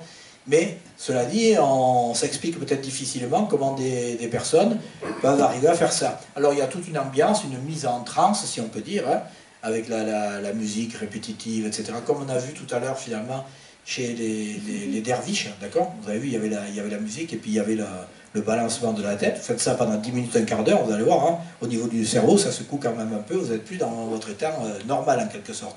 Donc du coup, on accepte peut-être plus facilement de se faire transpercer la joue. Mais là, je reviens à la marche sur le feu. En France, c'est vraiment un peu différent. Carrément, nous, commerce à l'état pur. Là. Donc là, c'est, vous allez vous initier, vous allez dépasser vos capacités, vous allez devenir un surhomme, etc. Donc c'est vraiment, je cite, hein, libérez votre chaman sauvage. C'est authentique. Hein. Donc le nom du gourou, il est là. Alors lui, il ne se présente pas comme gourou, il se présente comme coach sportif, coach d'initiation, etc. Quoi. Donc la marche sur le feu pour dépasser vos limites. Accessoirement, le prix de la journée, 300 à 500 € par personne. Hein, hébergement et repas non compris, toujours. Donc vous imaginez, à une dizaine de personnes. Je vous ai mis ici, aux dernières consultations, 1 heure à 107 €. Ça, c'est juste au téléphone, hein, pour discuter, pour vous remettre un peu, disons, en forme, etc. Quoi. Et par contre, vous avez le pack de 8 heures. Vous voyez, là, c'est sympa. Là, 697 €. J'aime bien les 7 en plus. La précision sur le truc, c'est très très spécial. Donc on va regarder un petit peu justement ce que ce coach sportif chaman il fait.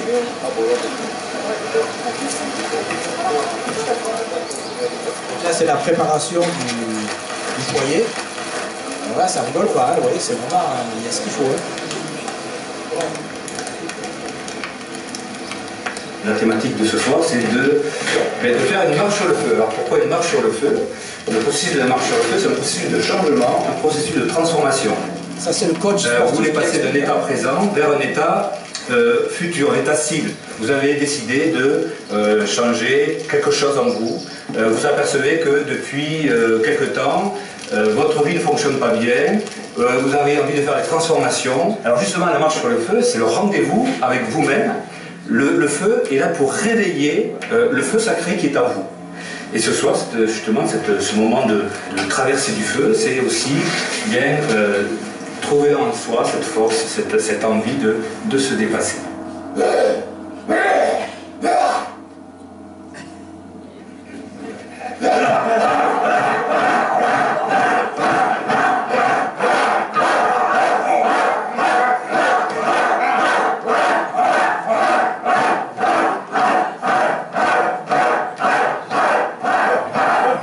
J'aimerais avoir la capacité de passer à autre chose. Je suis un peu malheureux en ce moment, ça fait 4-5 ans que j'ai eu mal.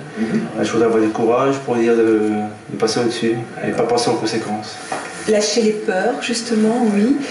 lâcher prise sur beaucoup de choses. Et puis, pour la cartésienne que je suis, c'est peut-être un moyen de prouver la puissance de l'esprit sur la matière.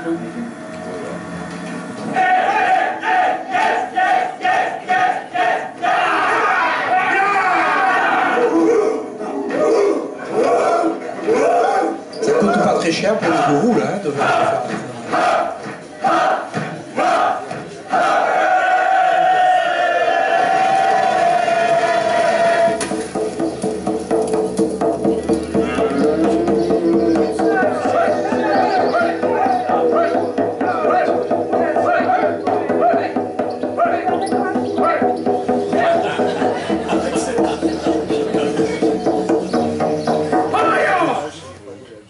Voilà, il s'élance, il fait la traversée du feu, donc la traversée des charbons ardents. Donc c'est assez impressionnant, donc c'est du commercial, c'est clair et net, mais franchement en France on est petit, hein. Si on regarde maintenant un peu les collègues américains, bon,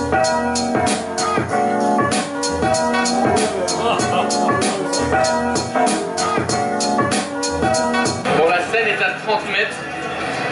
Je pense qu'on va voir Tony Robbins.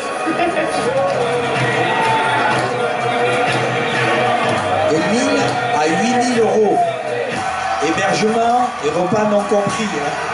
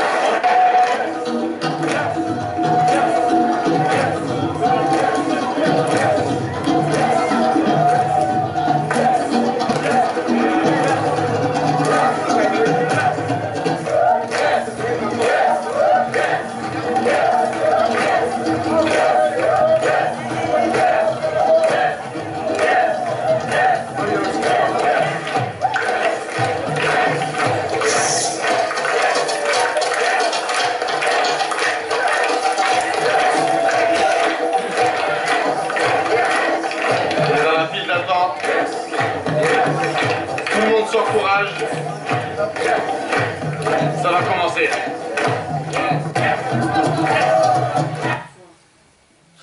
Ça fait vraiment initiation à petit nombre, hein, vous avez remarqué, c'est quand même assez incroyable. Et ça va durer de 5 à 6 secondes après, et là où ils vont passer, c'est ici. Donc vous voyez un petit peu les tarifs que ça peut drainer, c'est absolument incroyable, quoi. Oui, il y a toute une organisation derrière, hein, mais Robbins, le coach, là, bon, comme il a eu des stars et des starlettes, si vous voulez, qui ont fait le stage, du coup, ça a donné de l'ampleur. Et du coup, il y a des milliers de personnes. Faites un petit rapport, hein, vous voyez ce que ça donne directement. Simplement en pesant en 1000 ici, ça veut dire 14 millions. Hein, vous multipliez par 8, vous voyez ce que ça donne pour un séminaire, hein, qu'il fait. Et il en fait toute l'année. Comme ça, c'est assez étonnant.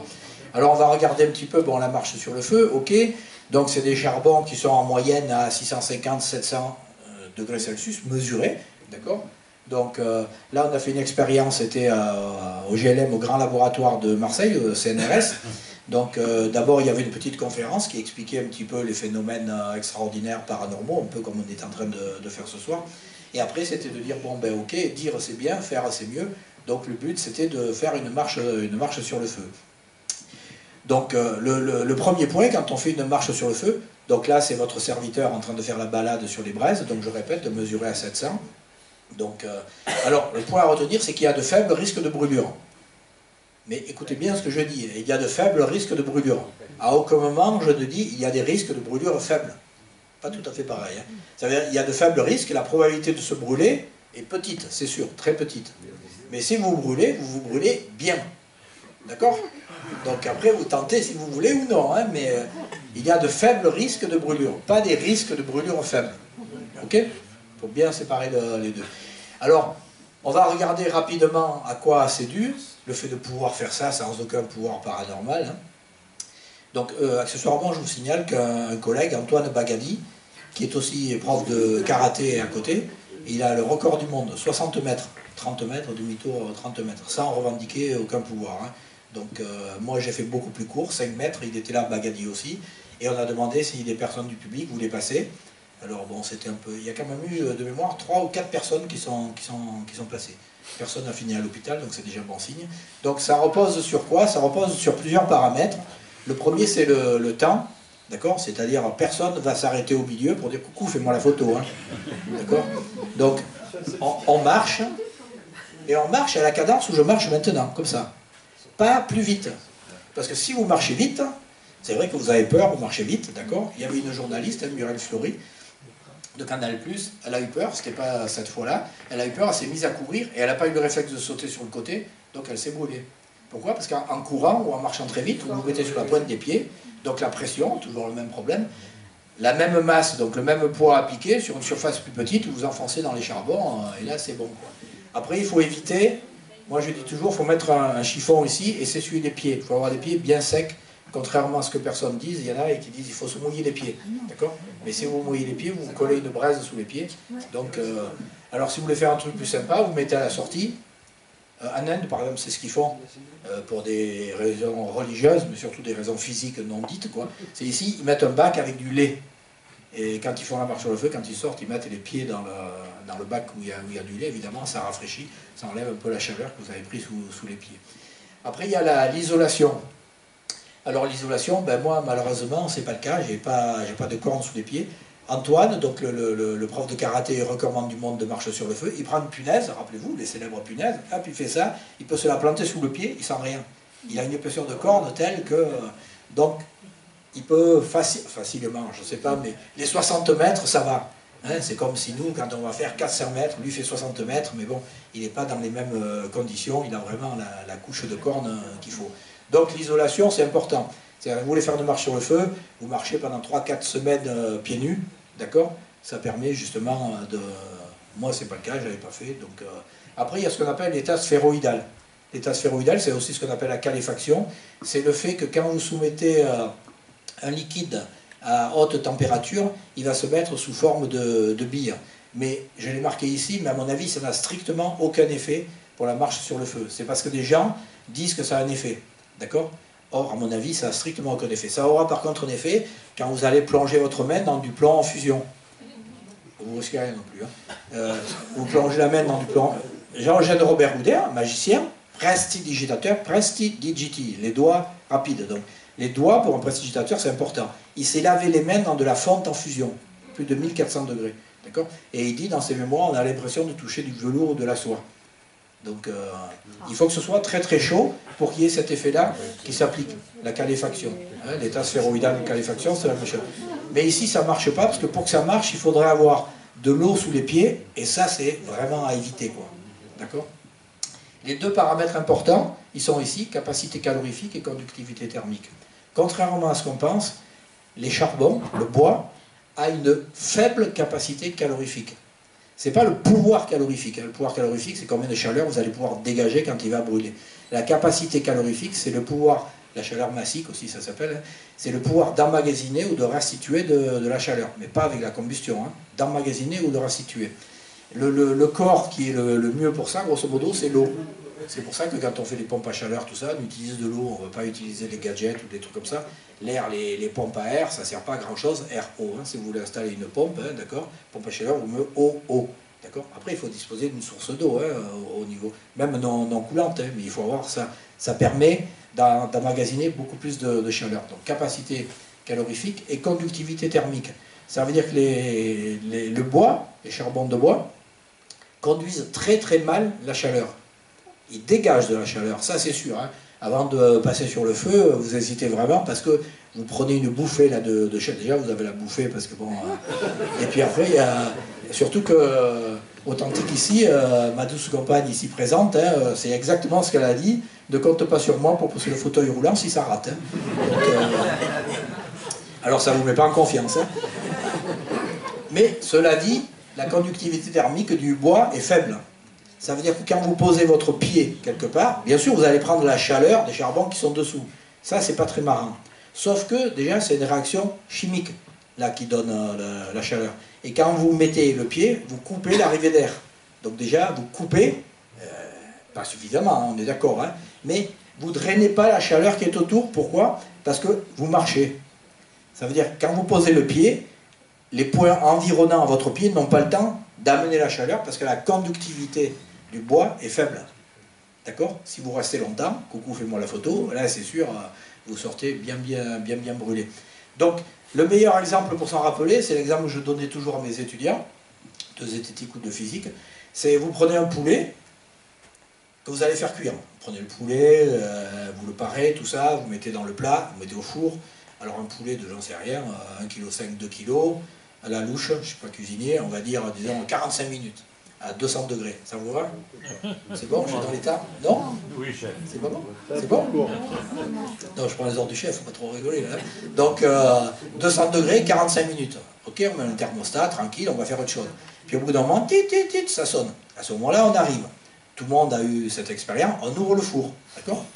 Personne n'a peur de mettre la main dans l'air du four. Pourtant, je répète, ça fait 45 minutes que ça chauffait. D'accord? Tout est à 200 degrés, si vous avez mis le thermostat à 200. Dans le four, tout est à 200 degrés. L'air compris. Quand vous ouvrez, mettez la main dans l'air, il est à 200 degrés, mais vous n'êtes pas brûlé. D'accord? Touchez le poulet, là c'est déjà un peu moins marrant. Et si vous touchez la paroi métallique du four, là c'est bon, presque vous restez collé, quoi. D'accord? À éviter, bien sûr. Donc ça veut dire que ce qui compte, parce que souvent on confond température et chaleur. D'accord? La chaleur, c'est l'énergie. Et la température, c'est juste la mesure de la quantité de chaleur qui passe dans un temps déterminé, quoi. Ça mesure l'agitation des molécules, quoi. D'accord? C'est deux paramètres différents. Le problème, c'est qu'on fait ce que j'appelle en physique, en zététique, un effet paillasson. On utilise un mot pour désigner autre chose. Température et chaleur, c'est différent. Donc rappelez-vous de l'expérience du poulet. La conductivité thermique, d'accord, de l'air est très très faible, c'est un quasi-isolant. La conductivité du poulet, c'est déjà pas mal, et la conductivité du métal des parois du four, ça conduit très très bien. D'accord? Donc c'est ça qui en fait sauve des pieds du marcheur. Cela dit, il faut quand même un petit peu se concentrer et savoir ce qu'on fait, ce qui n'est pas toujours le cas.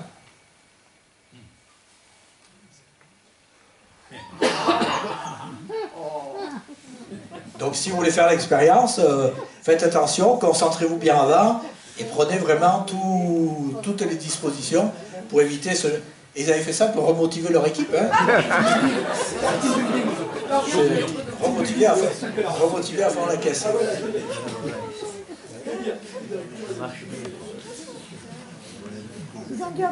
Donc juste deux mots que je vais afficher pour conclure.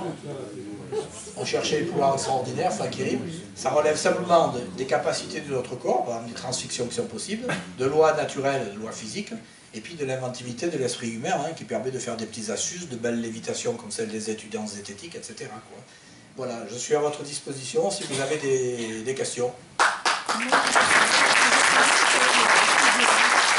Merci.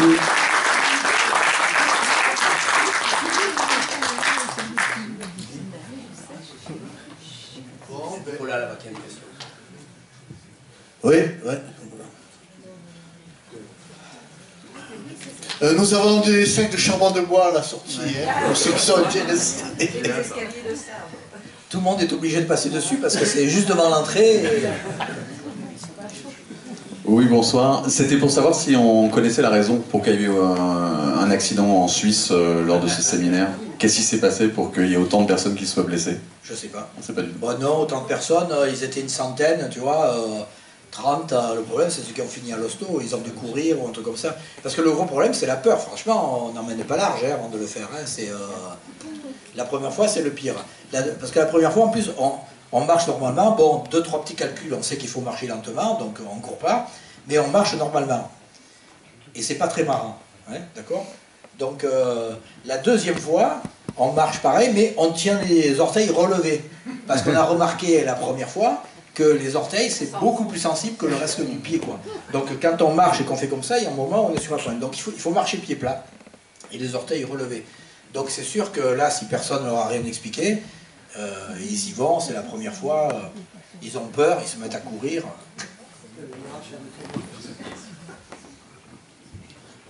D'autres questions S'il vous plaît. Oui.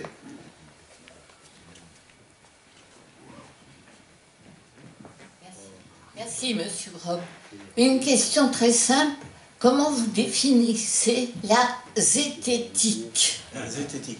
Alors la zététique, c'est un terme ancien hein, qui remonte à l'Antiquité grecque, c'est le grec Pyrrhon qui faisait ça, mais lui c'était un peu sceptique pur et dur, c'était un peu spécial. La zététique, ça vient du grec zétein, qui veut dire chercher. Donc c'est tout simplement la méthode, la meilleure définition, à mon avis, c'est celle de Littré, hein, dans le dictionnaire Littré, c'est la méthode dont on se sert pour déterminer la raison et la nature des choses. Moi je résume ça en disant c'est l'art du doute, c'est-à-dire face à une information, il faut l'art au sens de l'art de l'ébéniste, l'art du menuisier, l'art du ferronnier, etc. Hein, c'est-à-dire l'ensemble des techniques qui permettent de définir un domaine, quoi. Donc la zététique, c'est tout ça. Finalement, c'est presque l'équivalent de méthode scientifique. D'accord ?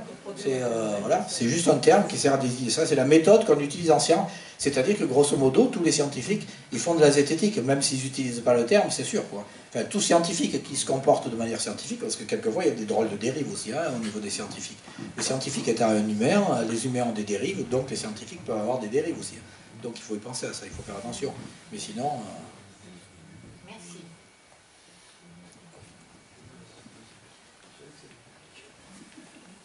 Si vous voulez avoir...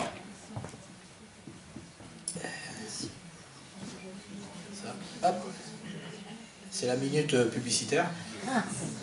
Donc si vous voulez connaître la zététique, la définition, etc., pourquoi ça a été créé, comment ça a été créé, comment ça a été supprimé par les responsables de l'université de Nice, etc., vous avez toutes les infos dans un bouquin que j'ai fait avec mon collègue Richard Monvoisin, que j'ai eu comme thésard en zététique. Et donc on a fait ce livre ensemble, il est paru l'an dernier. Oui. Oui, concernant les vrais transpercements, donc pas les simulés qu'on va dire, est-ce que de la part des participants, il y a des connaissances physiologiques particulières qui permettent d'éviter, on va dire, les zones les plus sensibles ou les plus dangereuses? Donc ça c'est le premier point. Et est-ce qu'ils mettent en œuvre des sortes de techniques d'hypnose ou d'auto-hypnose ou de mise en transe pour justement surmonter la douleur? Alors la réponse est non dans les deux cas. C'est-à-dire que quand on prend le cas Mirin Dayo, qui est vraiment le cas emblématique, hein, il faisait vraiment ça pour la paix dans le monde. Donc quelque part ça fait un peu illuminé quand même hein, de vouloir se transpercer. Alors il n'a pas besoin d'état de transe, mais ça veut dire que son état normal en quelque sorte, c'est qu'il arrive à se couper la douleur. Après, est-ce qu'il y a des techniques au niveau des organes? Non, le Jean de Groot qui enfonçait les épées, à ma connaissance, il n'a aucune formation, disons, de médecin, aucune formation d'anatomie ou un truc comme ça. Donc après, ça n'empêche pas qu'il a dû se renseigner. Le docteur Besman, le Belge dont je vous parlais, qui lui a fait des essais sur des animaux, etc., ce qu'il explique, mais ça marche difficilement pour le cas de Besman, ça marchera pour d'autres, c'est que sur les animaux, quand il a essayé, quand il fait une transfixion qui n'est pas une transfixion instantanée, c'est-à-dire, je sais pas, une seconde ou un truc comme ça, où là les organes sont vraiment complètement transpercés, en y allant relativement doucement, ça veut dire, c'est pas forcément, ça veut dire quelques secondes, mais ça va être 10, 20 secondes ou un truc comme ça, les organes se déplacent hein, avec la peau qui est dessus, et le stylet peut se faire le passage, entre guillemets, quoi. Mais bon, quand c'est vraiment de l'ultra rapide, c'est pas le cas. Et à ma connaissance, non, ils n'avaient pas de connaissances là-dessus. Et pour l'état de transe, c'est pareil, c'est pas le cas. Alors par contre, on peut le voir, là où on a vu, chez les derviches. Là, c'est sûr qu'il y a l'état, la répétition, le mouvement, etc., la fatigue et tout qui peuvent jouer. Mais il n'y a pas... Sinon, un autre exemple, je n'ai pas pensé, j'aurais pu le mettre. Comment il s'appelait Yvon Hiva. Je ne sais pas si, à ceux qui ont à peu près le même âge que moi, là, donc ça veut dire quelques décennies, même si le nombre n'est pas très élevé, mais ça veut dire quelques décennies quand même. Je ne sais pas si vous vous rappelez de Yvon Hiva. C'était, il se présentait comme, pas comme fakir, mais gourou fakir ou un truc comme ça. Et en fait, il se faisait crucifier, d'accord? Il se faisait enterrer, il se faisait pas mal de trucs, mais vous avez vu que les élèves de Prémanente, ils font ça, hein. Donc c'est pas... Et donc il a fait, je ne sais plus en quelle année c'était, moi j'étais minot, donc ça devait être, je sais pas, fin des années 50, début des années 60, un truc comme ça, et il s'est fait opérer de l'appendicite, sans anesthésie, sans rien. Ça a été filmé, il y avait la télé, donc je ne vous dis pas les conditions d'asepsie, de propreté, c'était quand même un peu spécial, il y avait les caméras qui filmaient, et il y avait Barclay, j'ai retenu ça, Barclay qui était derrière Yvon Hiva, il tenait un disque, parce qu'il était là, il montrait le truc, et le seul moment où Yvon Hiva, et on sent qu'il y a un problème, et qui dit « Docteur, là, vous me faites un peu mal », c'est quand le docteur était en train de le recoudre à la fin de l'opération. C'est quand même assez impressionnant, Yvon Hiva. Donc c'est vraiment... Il a été catalogué intoxiqué de la douleur, quoi. Il fallait qu'il ait sa dose. C'est assez incroyable. Opération de l'appendicite sans rien.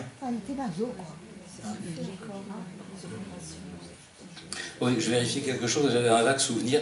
Il y a eu une interdiction du bouddhisme et une persécution en 845 en Chine. Et c'est à partir de là que les moines de Shaolin ont développé les arts martiaux. Et je pense que pour impressionner les autorités chinoises, ils ont aussi dû développer un peu de spectacle pour impressionner les foules. J'ai eu l'occasion de lire un livre qui est un livre de poche. Alors, le père de l'auteur, c'est Idries Shah, qui est quelqu'un qui a fait pas mal de choses sur le soufisme, et notamment un truc assez populaire sur des petits contes soufis, un peu des fables. Et son fils, lui... est un universitaire, et il a fait un bouquin qui s'appelle L'apprenti sorcier, où il raconte, alors ils sont d'origine afghane, hein, mais il vivait en Angleterre, et il raconte qu'il voulait devenir magicien, parce qu'il y a un magicien qui venait dans la maison l'été, etc., quand il était petit. Et on l'envoie en Inde, et le roman raconte tous les trucs des différents prestigitateurs, hommes de Dieu, etc., en Inde. Et notamment, donc, il y a une autre méthode pour faire apparaître des cendres dans les mains, parce que ce qui est sanctifié, c'est les cendres qui proviennent d'un feu cérémoniel à Shiva, etc. Alors le fait de le faire apparaître au bout des doigts, ça vient directement du paradis. Et il y a un autre truc qui raconte, c'est on lui fait avaler des petits cailloux avec un vomitif. Et donc, il entraîne son corps à pouvoir vomir quelque chose qu'il y a dans l'estomac. Et en fait, le but, c'est de pouvoir faire apparaître des lingas. Les lingas, c'est des espèces d'œufs en pierre, hein, qui représentent Shiva, l'axe du monde, etc. Et ça, c'est quelque chose que faisait Rajneesh, qui s'appelle maintenant Osho, et qui a des kilomètres dans les librairies. Et Osho faisait apparaître des cendres et faisait apparaître des lingas comme ça à son public. En échange de quoi ils lui ont offert des Rolls-Royce, hein, le public. C'est quelque chose d'assez classique. Hein. Je ne vais pas trahir un secret, mais Houdini, pour parler de lui, par exemple, il pouvait être placé, il a fait l'expérience, il a été placé nu dans une prison, les gens le fermaient, et il devait se retrouver dans le bureau du directeur au bout d'un certain temps, je ne me rappelle plus combien, mettons 3 heures ou un truc comme ça. Donc 3 heures arrivent, il n'est pas dans le bureau du directeur, 3h10, 3h20 arrivent, et là, Houdini arrive, et on lui dit, c'est bien, mais c'est pas dans les délais. Il dit, oui, mais j'ai changé les prisonniers de cellules. Il avait sorti tous les prisonniers de cellules. Et comment il avait fait ça? Justement, il arrivait aussi, lui, à contrôler son estomac. Donc il avale ce qu'on appelle un parapluie. Je ne sais pas si ça dit quelque chose. Un parapluie, c'est un petit truc. Vous voyez comment c'est un parapluie, mais sans la toile. Quand vous tirez, il y a les baleines qui remontent. Et c'est un petit gadget comme ça qu'on rentre dans la serrure, on tire et ça prend la forme des goupilles qui sont dessous, et donc il ouvre. Et il arrivait à commander son estomac, avaler, régurgiter, avaler, régurgiter. C'est quelque chose de classique, disons, en magie. D'autres questions? Bon, on arrive au bout de notre conférence. Bon, ben, Harry, on te remercie. C'est avec plaisir. Ah, je ne sais pas si monsieur va vouloir répondre. Pourquoi la zététique n'est plus enseignée? Pourquoi la zététique n'est plus enseignée à Nice? Pourquoi la zététique n'est plus enseignée à Nice? Très bonne question, et il faudrait l'adresser justement aux dirigeants de l'université de Nice. Moi, j'ai pris ma retraite en 2014. Donc j'enseignais la zététique, il y avait des collègues et tout. Des collègues ont continué. Il y avait 4 collègues donc il continuait d'enseigner la zététique. Et qui était officiellement dans les maquettes et tout, hein, d'accord. Et en 2019, donc, l'année 2019 de 2020, il découvre, sans avoir été prévenu, que l'enseignement, donc l'enseignement que eux faisaient, a été enlevé des maquettes, a été supprimé. Donc sans qu'ils soient prévenus, quoi, ce qui est quand même assez paradoxal. Donc il décide de faire un courrier au responsable. Il me contacte moi en tant que créateur de l'enseignement de zététique en me demandant si je veux signer aussi la lettre. Évidemment, j'accepte parce que c'est quand même un peu particulier. Donc il y a une lettre qui part au responsable, signée donc des enseignants de zététique et du créateur de la zététique. Il n'y a jamais eu de réponse. Donc je ne peux pas vous dire pourquoi ça a été supprimé. Il y a d'autres enseignements qui ont été aussi supprimés, ils ont gratté des heures en maths, etc. Hein. Donc après, ça peut être simplement peut-être de ramasser un peu du fric pour faire autre chose. Hein.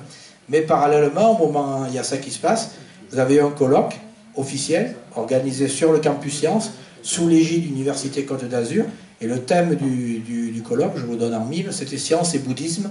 Et il y avait le dernier conférencier, c'était un soi-disant physicien qui a présenté sa spécialité, c'est ce qu'on appelle, c'est ce que lui appelle la rétro-causalité. Ça veut dire l'influence du futur sur le présent.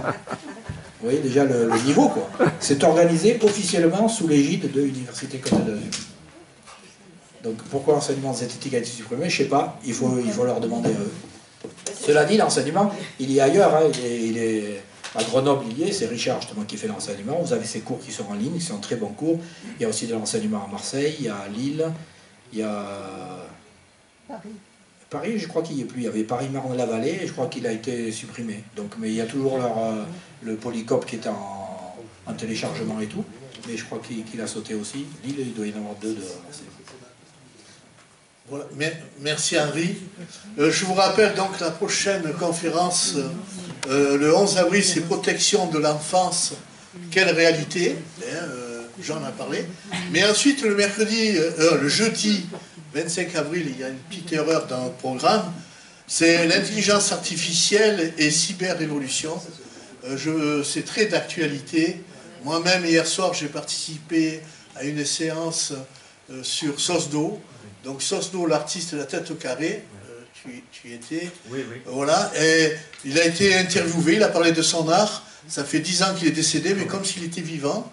Et en même temps, il y avait des sculptures en acier, de très grosses sculptures, qui se sont promenées sur la promenade des Anglais, dans les musées, etc. Donc, ça va être un sujet très, très intéressant et très d'actualité. Et on verra un peu aussi sur le fakirisme comment l'intelligence artificielle peut intervenir. Voilà. D'autre part, vous savez que nous avons